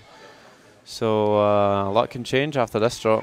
It's a big mess, and Sweden's even looking to get their 4th win as well. Yeah, at 3 and 3 just now. Scotland in our game here at 2 and 4 might look hard for them. Even if they win here and the rest of the games, they'll just be at 5 and 4. Sometimes that will give you a tiebreaker, but it did not for on the men's side anyway in Sochi last year.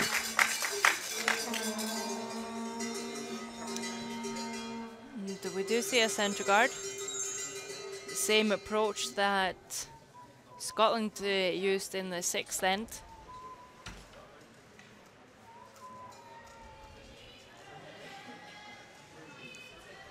Switzerland would really love to steal, if not at least limit Scotland to taking only 1. Scotland, well, they of course would love to get a point or maybe 2. You know, last year in Sochi we had 4 teams on 5 and 4. Yeah, it was a bit of a mess with all the tiebreakers. Aye. 4 teams fighting for the last 2 spots, with Scotland and Japan went straight through. So we remember Russia made it through tiebreakers and then won the final.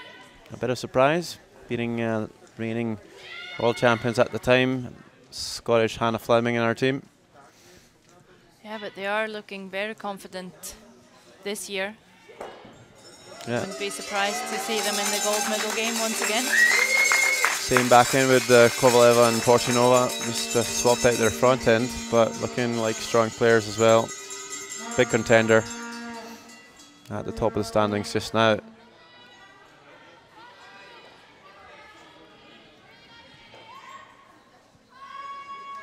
I wouldn't mind seeing Scotland maybe risk a little bit here, try and go for their 2. No, they're going to play hack weight in this yellow, and I don't think they can hide anything. Also looking quite wide. Maybe just a bit too much weight. Seemed quite a lot for hack. Didn't curl quite enough. Will hit the yellow, but leaves a draw for Switzerland.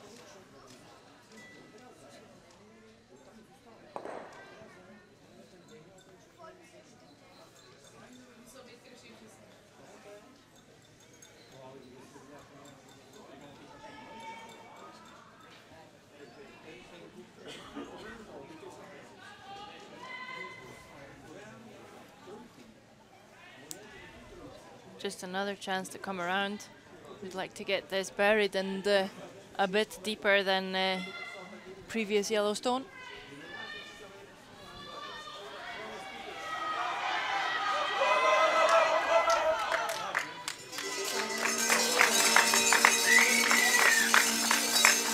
Makes it full 8 foot, it's partially open. And now Scotland's calling for the double.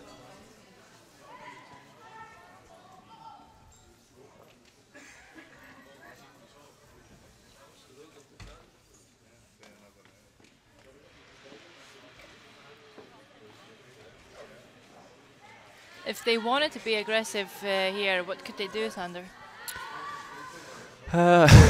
Well, maybe come around and tap it. I'm not sure how much they saw of it. And maybe do something wacky. Try and split the centre guard. Maybe get 2 corners, something like that. Just didn't start off well for them here. And I don't really think Scotland's going to do anything too silly. I think they're just going to try and get to the shot stone here at some point. And we might just see another blank. Maybe. they could have done is just thrown the corner with their first one. Made sure you had the guard to use. Yeah, and don't get stuck in the centre line play. Well, this one's looking a bit pacey. It's going to come into the rings and probably going to line up a fairly easy double. So not managing to take good use of this opportunity, Switzerland, with a shot stone in there. Could have put the guard up and left Scotland peeling the guards for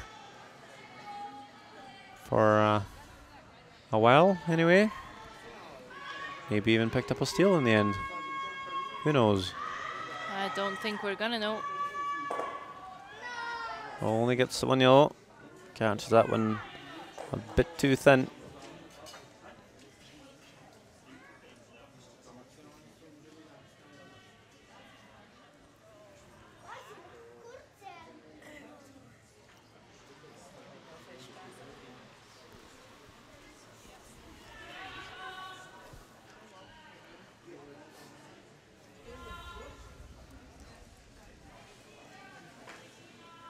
So splitting the rings now in order to force Scotland to 1.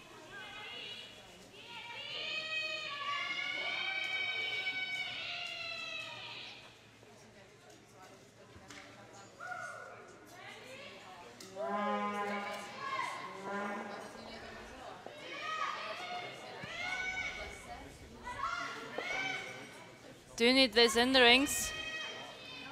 Hard work now from Stern and Michel to bring it all the way in. And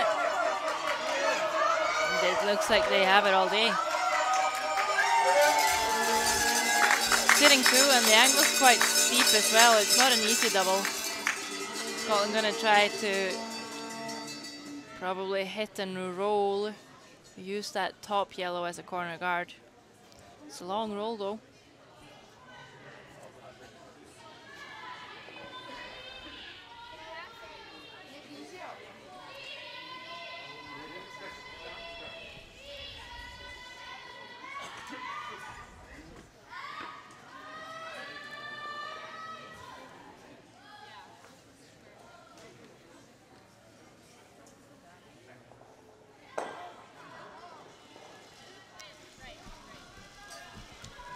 Not making the roll. Banksley's on the nose. Mani can again hit to make sure Switzerland sits 2.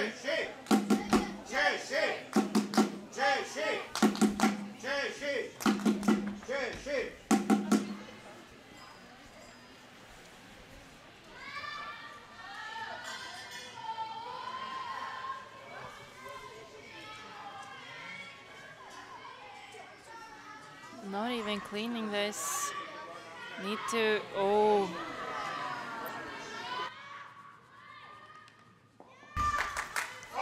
And dear, oh dear. Mani did not wake up on the right side this morning. No. Yeah, as you mentioned earlier, has been struggling with our takeouts, and again, that's just a big, big miss.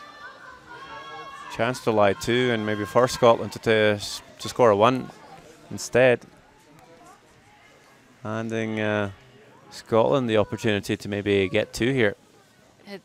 They've not been able to really build anything the entire end, and Switzerland's just handing the opportunity over to them. Want to roll in a little bit to keep this in the house.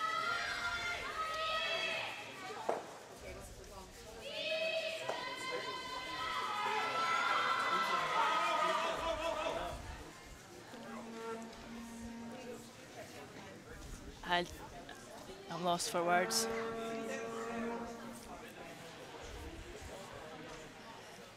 Both teams just having a really big struggle here today. I'm not sure if the ice conditions changed or if the confidence is just a bit low, feeling some pressure.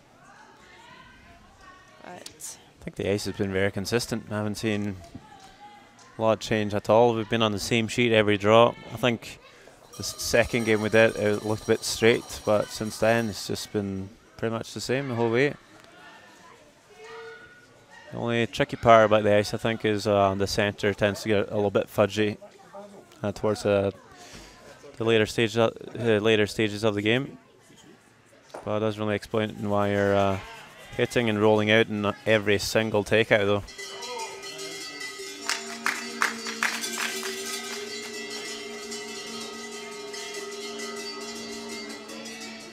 I really need to communicate now, both teams, to get the most out of every player.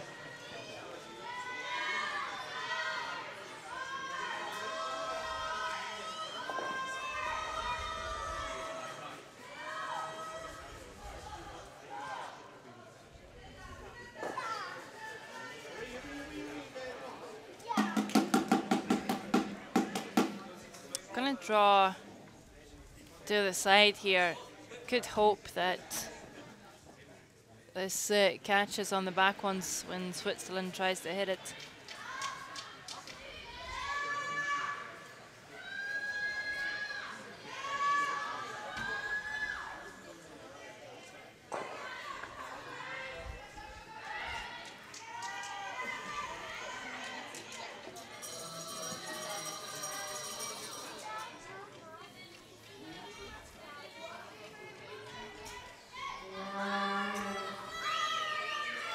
Want this quite deep.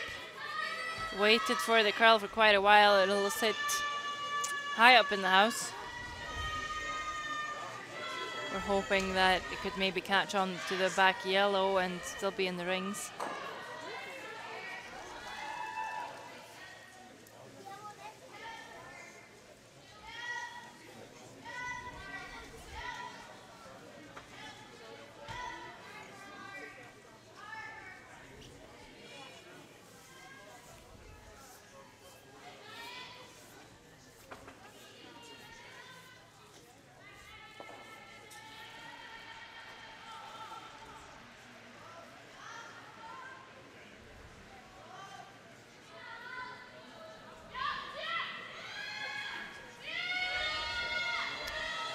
Just want to avoid the jam.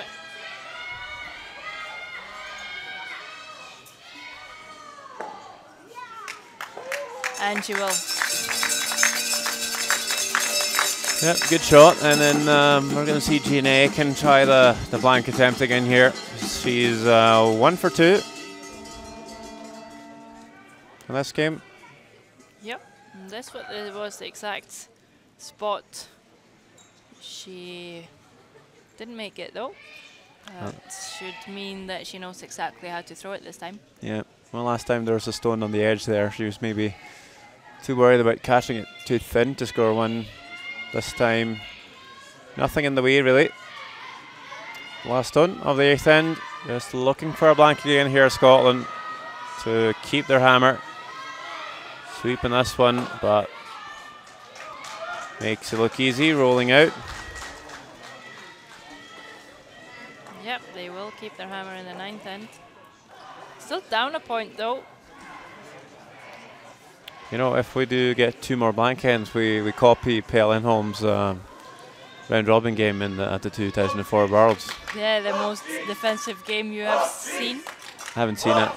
I've just seen the stats. I was just seeing the scoreline at some point. Cannot believe you remember score lines. Well, it was an interesting scoreline. Yeah. And, I don't remember every game, just that it caught my interest. I'm still impressed. It's a good job.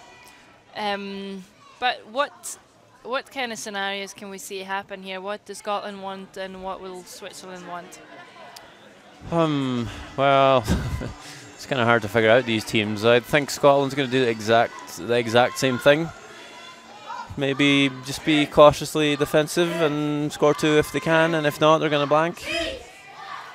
So that means Switzerland would like Scotland to take one? Yeah, well, Switzerland would like Scotland to take one, so they should probably put a centre guard up here.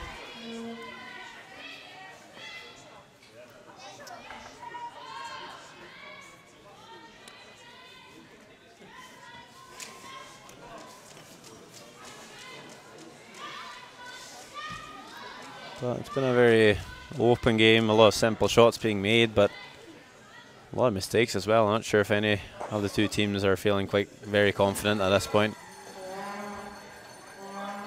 No, they've not really played any finesse shots either all game, so it might be tough to start now, because where do you place the broom?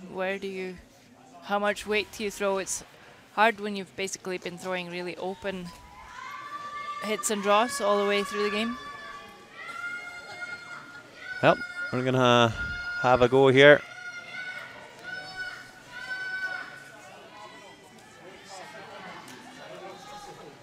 Rachel Hannon with the in-turn draw. Made a good one here 2 ends ago.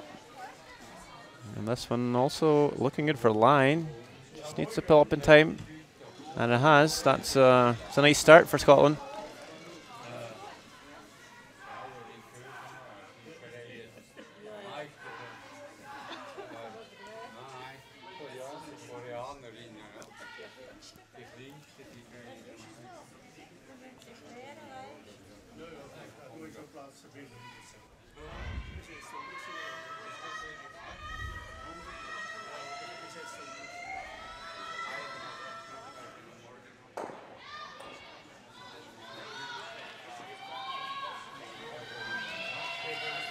Waiting for this to curl now. Come all the way down to the red. It's really nice by Michel. There we go. That's curling.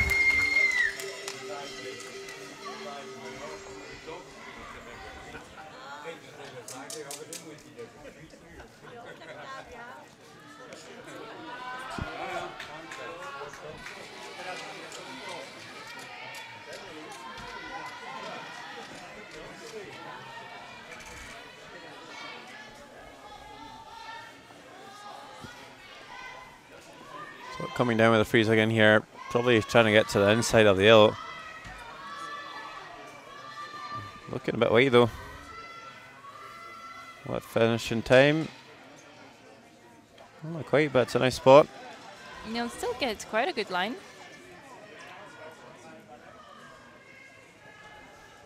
And we're getting a lot of setup here. Yeah. More than we've seen all game, I'm glad. I'm also glad to see that the leads actually still have a very good feeling for where to place their stones. Maybe all of a sudden it just got a little bit more important where they placed it. Focus is back.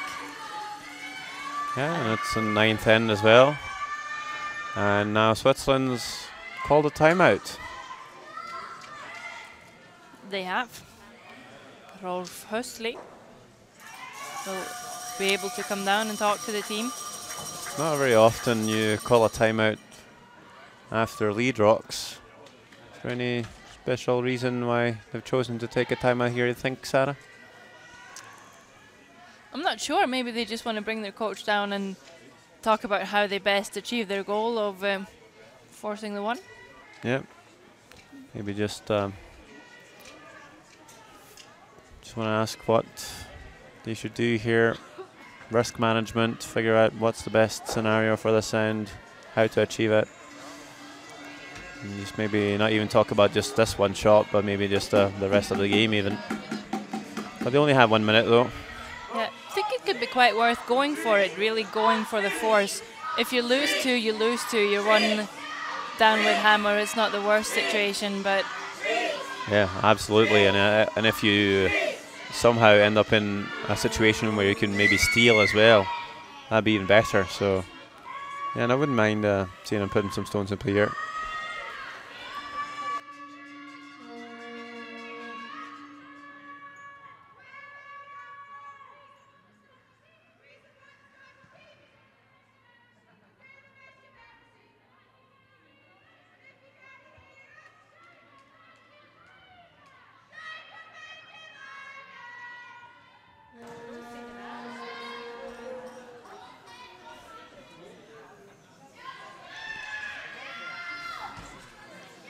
Are you good at reading lips, Sarah? No.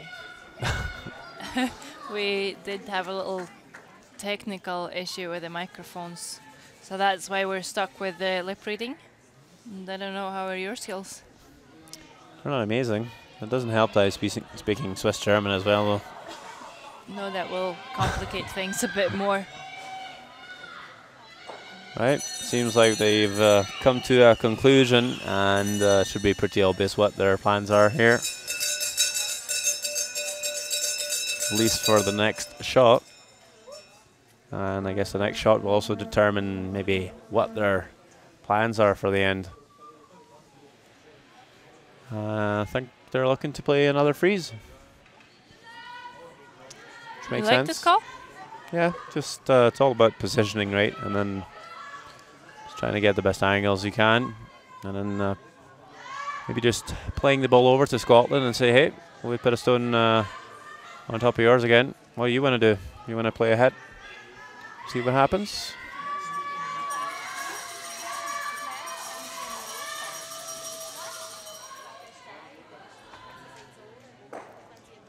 Sometimes we see missed shots after timeouts, just taking the flow out of the game, and I think we sort of have that here. Yeah, she does move the red a little bit. I don't really think there's a double, but if well, Scotland's looking pretty determined to hit this, and it would leave a very lonely yellow.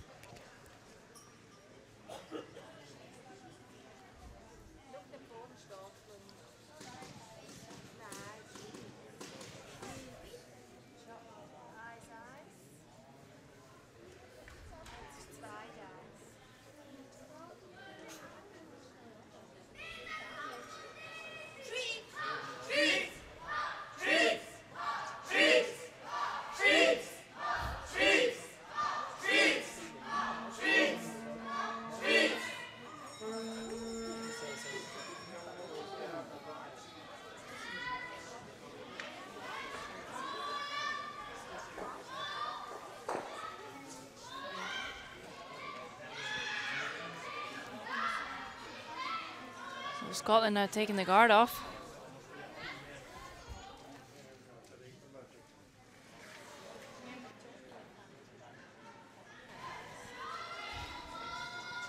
A big push.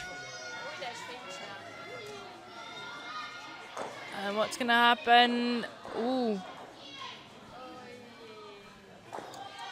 She runs it down into the pile. Well, get all of the yellow ones out to the side. Leave her own as shots. Tricky situation. All of that separation might actually benefit Scotland if they want to score two. Yeah, I don't think the blank is in play anymore. Shouldn't be, anyway. No, quite a lot will have to happen for this to be a blank. So looking for the draw here. Liking this call. Yeah, me too. If you want to force, this is a good way out counting the red by freezing on top of it.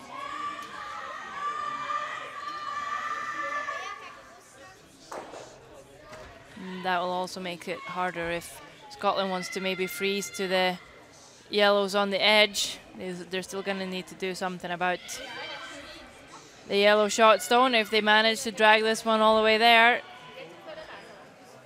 And they are past the guard. That's a great draw. There we go. Spot on.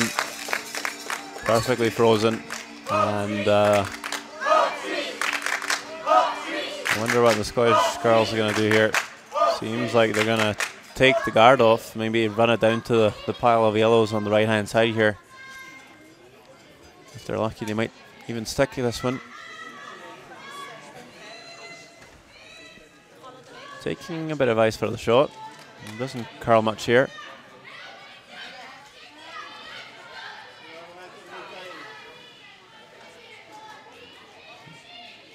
But that is on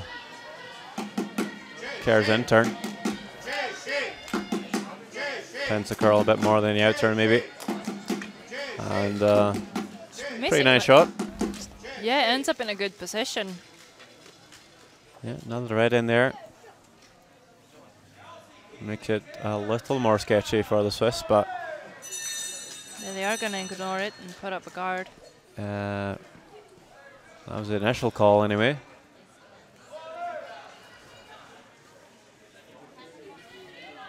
But maybe running a bit scared after all.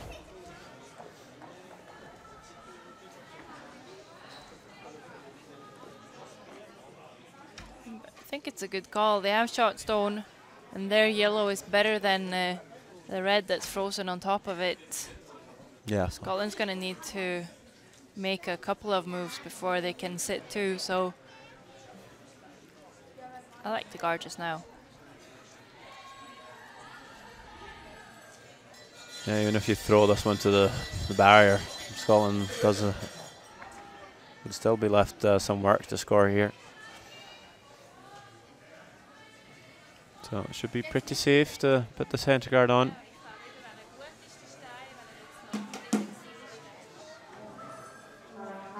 Now the centre guard's going to be yellow, so I'm not sure if Scotland's going to be wanting to run that in. Over curls a bit. Maybe Scotland can come on down to the shot stone here and play a little tap. Yeah, I think that's a good call. Not even with too much weight, just try and come down to as much as you can of the yellow and make sure you get some separation to the back one. But I'm going to see them picking off the guard here. Not sure if they're looking at just a clean pick, just looking at the broom where it is. It looks like they're just going to take it off clean. Maybe have to tickle their own red. That wouldn't be so bad. Or maybe the run back's call even. Looks like she got more ice than on the previous shot. Well, removes the backing and the guard, so it's a bit more in the open now. But I think still some type of guard here should be good for the Swiss. Not really a shot for two as it lies now.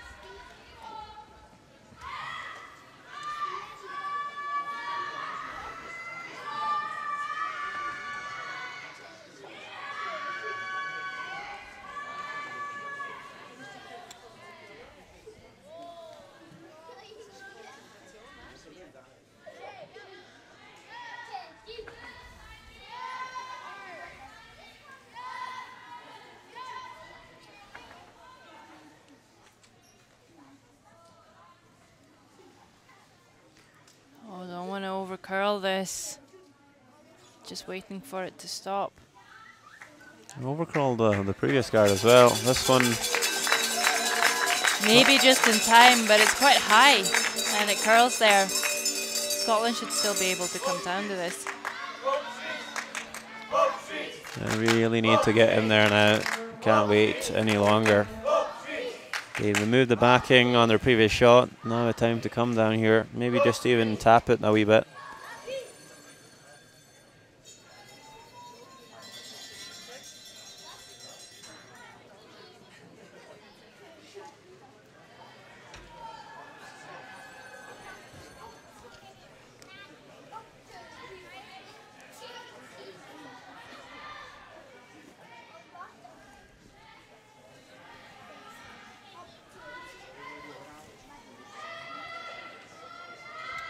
Looks quite good.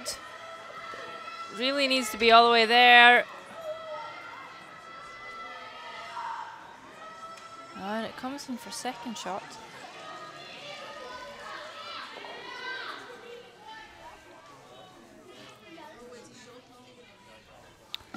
Looking to guard again here.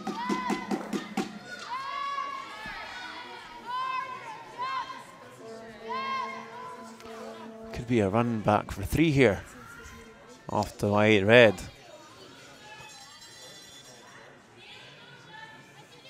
Did see Norway guard up what looked like a pretty safe situation against Canada in the men's draw.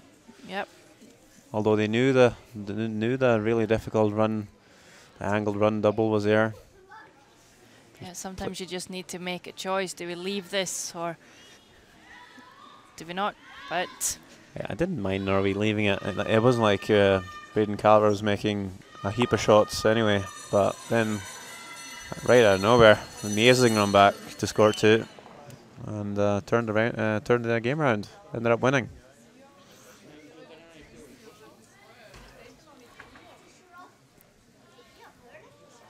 Gonna play the guard for now, Switzerland. yep, they are sitting shot stone. Want to close it off.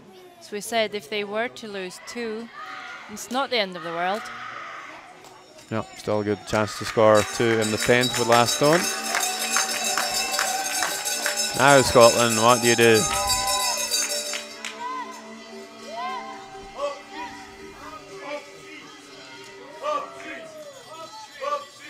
Looking to open this up, apparently.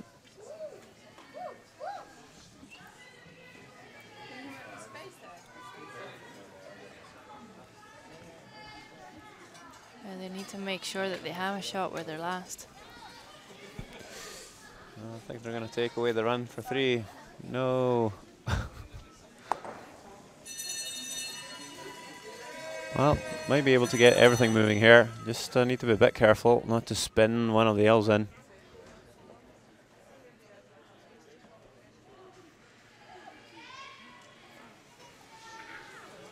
Let's see where she can hit this one. Gina Aiken. Ooh, looking wide. All over the red. And a nose hit there. Overlapping guards now. Just not a good result. No, I don't know how they're going to score now even. Switzerland is going to guard this again.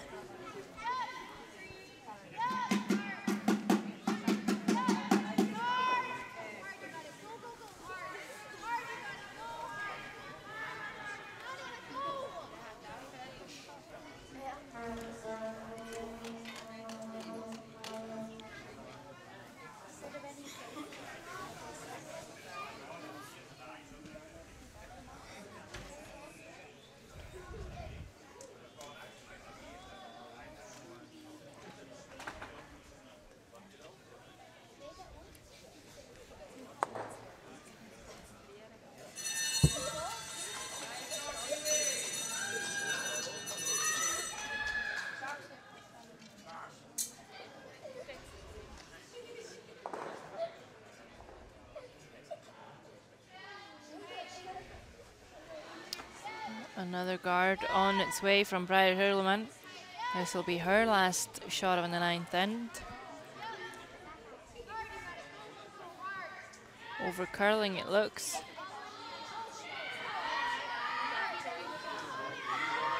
But not really angling it up, and you think Aitken can slash this in? I think maybe. Might be there. It's pretty thin though. Question is if you catch it thin enough to avoid hitting the yellow, do you rub off your top red? That's possible. I think this is pretty close to makeable for 2. Close to makeable. Yes. It's really what you want to think when you're in the hack. Oh, it's definitely a very difficult shot. I really hope she hits it in a sweet spot here. I want to see how this pans out.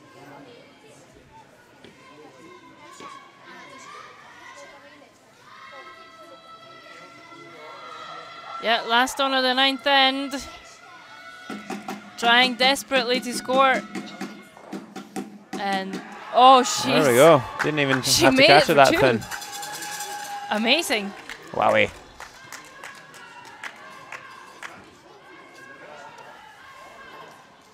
Just redirected a little bit off her own and manages to push it out of the 4-foot, score a deuce. Certainly didn't look like Scotland was going to get 2 there. Well, good good read on the angles by the Scottish girls. Can't say the same for Switzerland. If they knew that shot was available, I think they would probably have done something with that situation. Yeah, I think they were, from what I can see, they were pointing their broom at guarding the red, yellow, and maybe just over curled it, but they did leave it there. They're now down by 1. Do have hammer in the 10th end.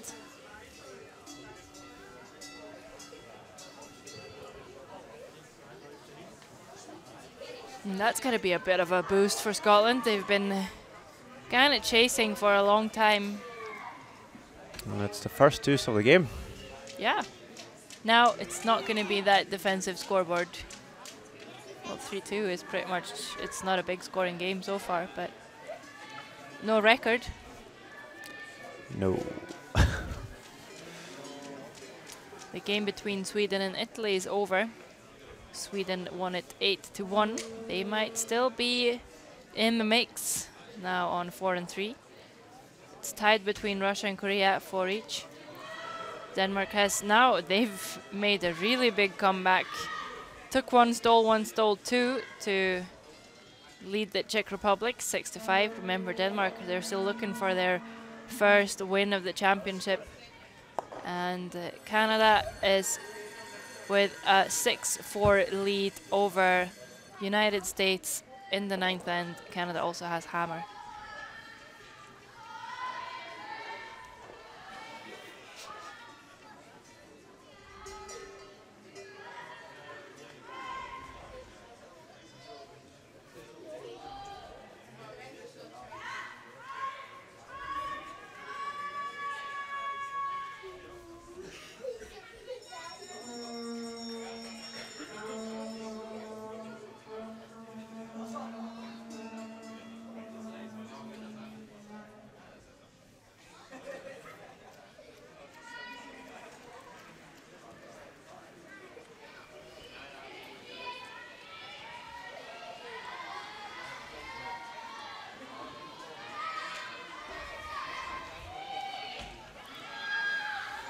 And this one picked. Oh, that's a bit unlucky. Will it cross the hog line? No. Well, at least that's a good thing for Scotland. Didn't really want 2 corner guards up. No, just wanted to protect. A really nice stone played by Rachel Hannon to top 4-foot. Switzerland put up the corner guard, and then there's the pick. Haven't really seen all the pickups this week. No, it's maybe the second one I've seen. Goes to show that the ice makers are keeping the surface clean.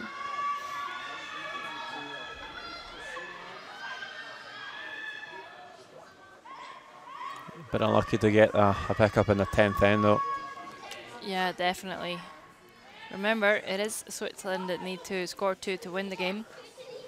Scotland up by 1, leading the game 3 shots to 2.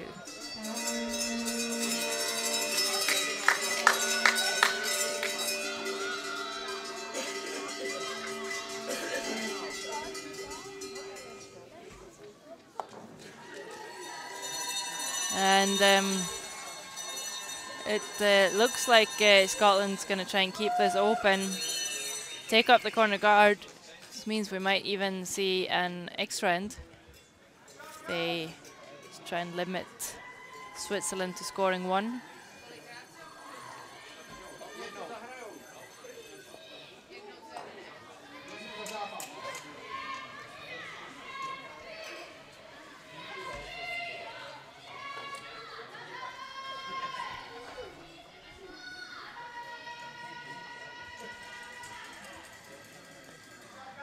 And with 1 stone in the rings, what would you like to see them do, Switzerland, here to try and generate the deuce? I think you need to throw a guard here.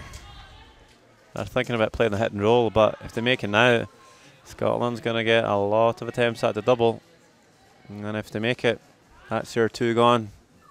And it's going to be really hard to regenerate a chance for 2. I just think it's a bit early. Any chance you might agree? World champion Sarah? It was a while ago, but I do agree.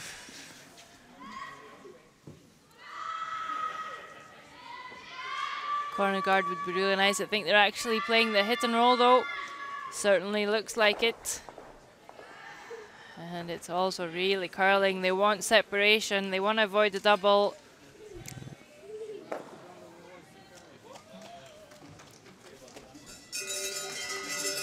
And I think you're right, Sander. If they put up a corner guard, just keep Scotland occupied, peeling it off, and then come into the rings once your opponents don't have that many opportunities of making the doubles. These two are even so close together. Probably should be able to make it just now, I think. Yeah. But if she makes a double, just blast. Sorry? no, if they make the double, you can still put up a corner guard though. Hope for a missed peel. So not completely over for Switzerland. No, but you'd rather be playing your shots knowing that you can score rather than playing your shots hoping for a miss. Oh. Yes, I agree. There's one miss. There we have one miss. And a shame because Scotland might not get an opportunity as good as that to make the double again. A Scottish miss is a bliss for the Swiss. And you, sir, are such a poet.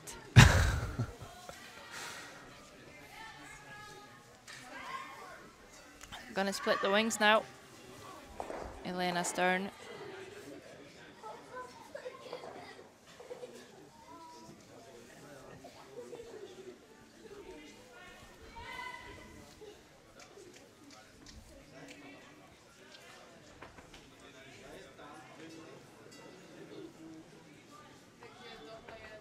So we're gonna have a little game of cat and mouse here.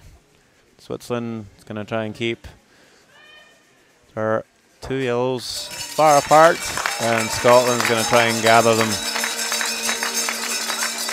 I'm a bit surprised they're playing the hit and roll off the centre stone though, because if they were to roll out here, Switzerland can draw the other wing and they'd be completely separated.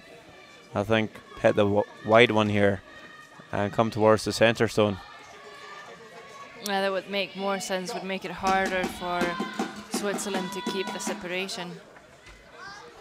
I think she might be looking to roll underneath the other yellow, but such a low percentage shot to make that perfect. But let's see what she got.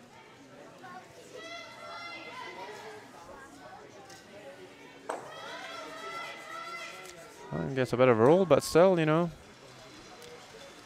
Switzerland will have a chance to roll back and get maximum separation.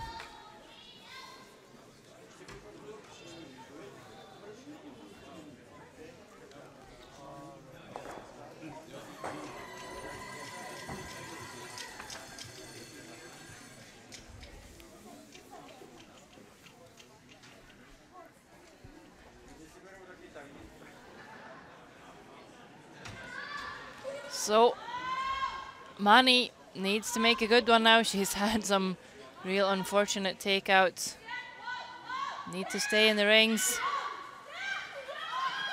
Want to roll as far as possible. And she pulls off a beauty.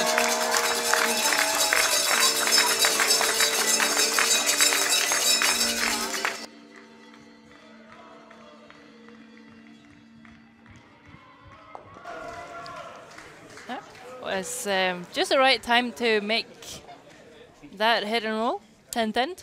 Yep, think so. And not many stones left for Scotland now to make this double happen. Oh, need to stick around here. Can roll out. Definitely on the yellow, but isn't making it any harder for the Swiss here. You can just draw to the wing now and make it impossible for Scotland to play a double.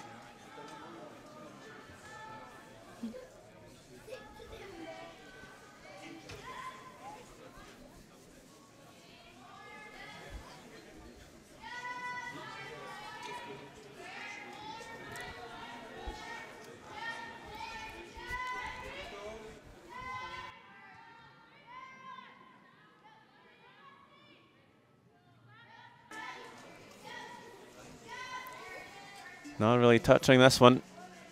Will it settle down in time? Looks pretty good. And sweepers on it a little bit in the end here.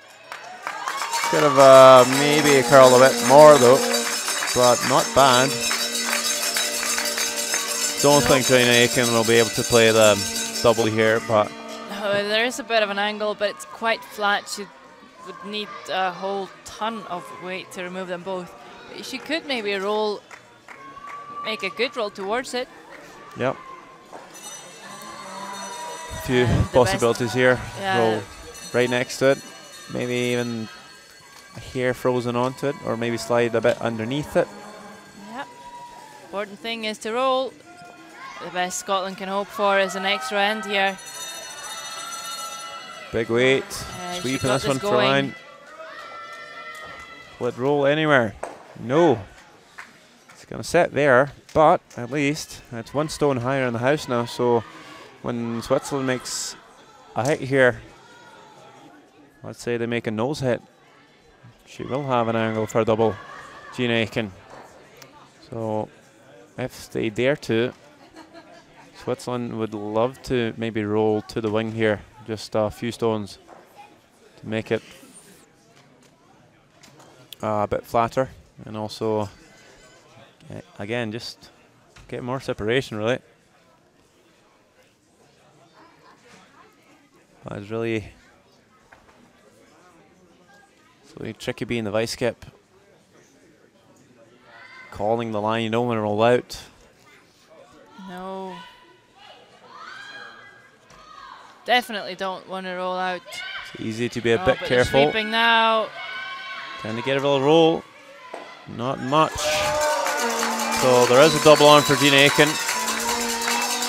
And if she can't make it, Switzerland will pretty much have a draw for 2 and the win. I guess all depending on where she hits this one though.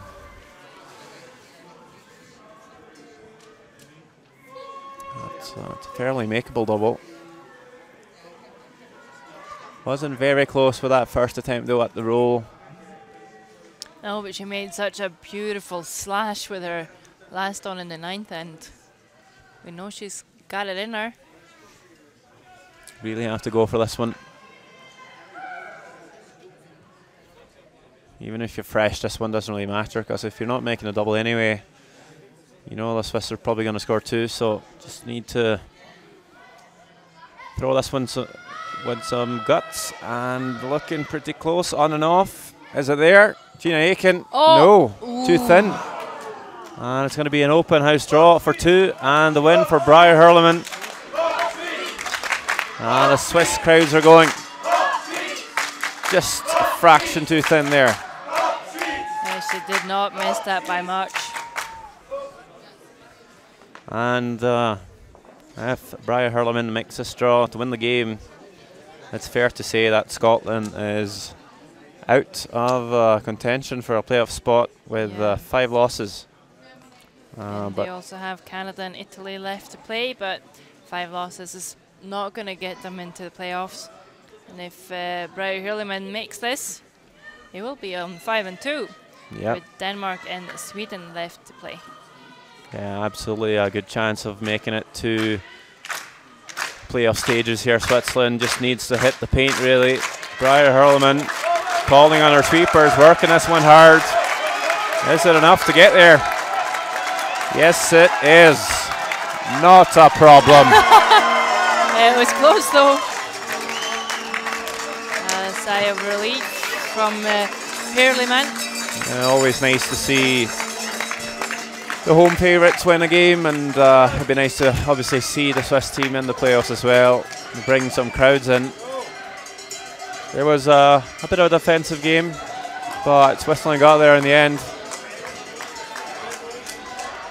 Yeah, they did.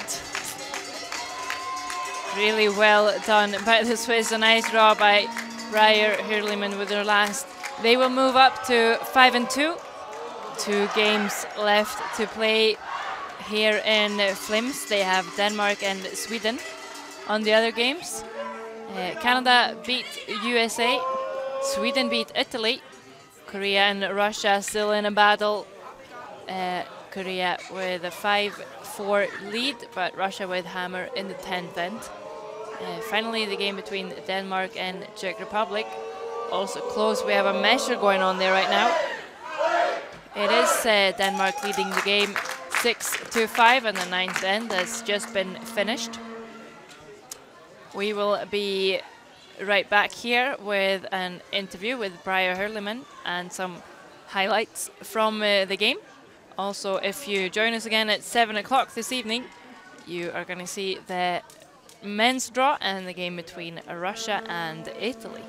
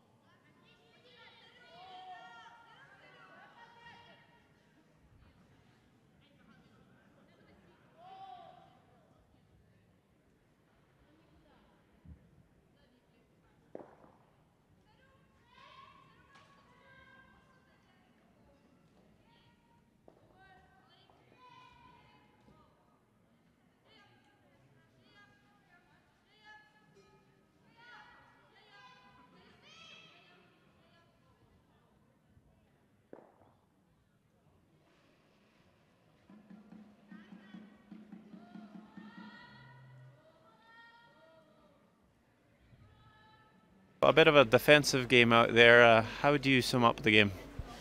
Oh, yeah, it was quite defensive. We tried to play offensive, but wrong with the key shots didn't come, so it was quite hard to play the offensive game. Yeah. This moves you to 5 wins, 2 losses. Do you think the playoff spots is closing in? We hope so, but we have 2 more games, and they're 2 tough opponents, so we have to win the next 2 games, and then we will see where we'll be. How does it feel making the winning shot against in front of the home crowd? Great. They're great supporters. They're supporting us already during the whole week, and it's even a nicer feeling making the last shot with the crowd, yeah. What would you say about your team performance today? It was good, yeah. We had a change, and it went really well, and it's a new experience for us because we've been 4 in a team, and now we have the opportunity to bring someone new in, so it went really great. Yeah, I'm happy with them. Thank you, congratulations. Thank you.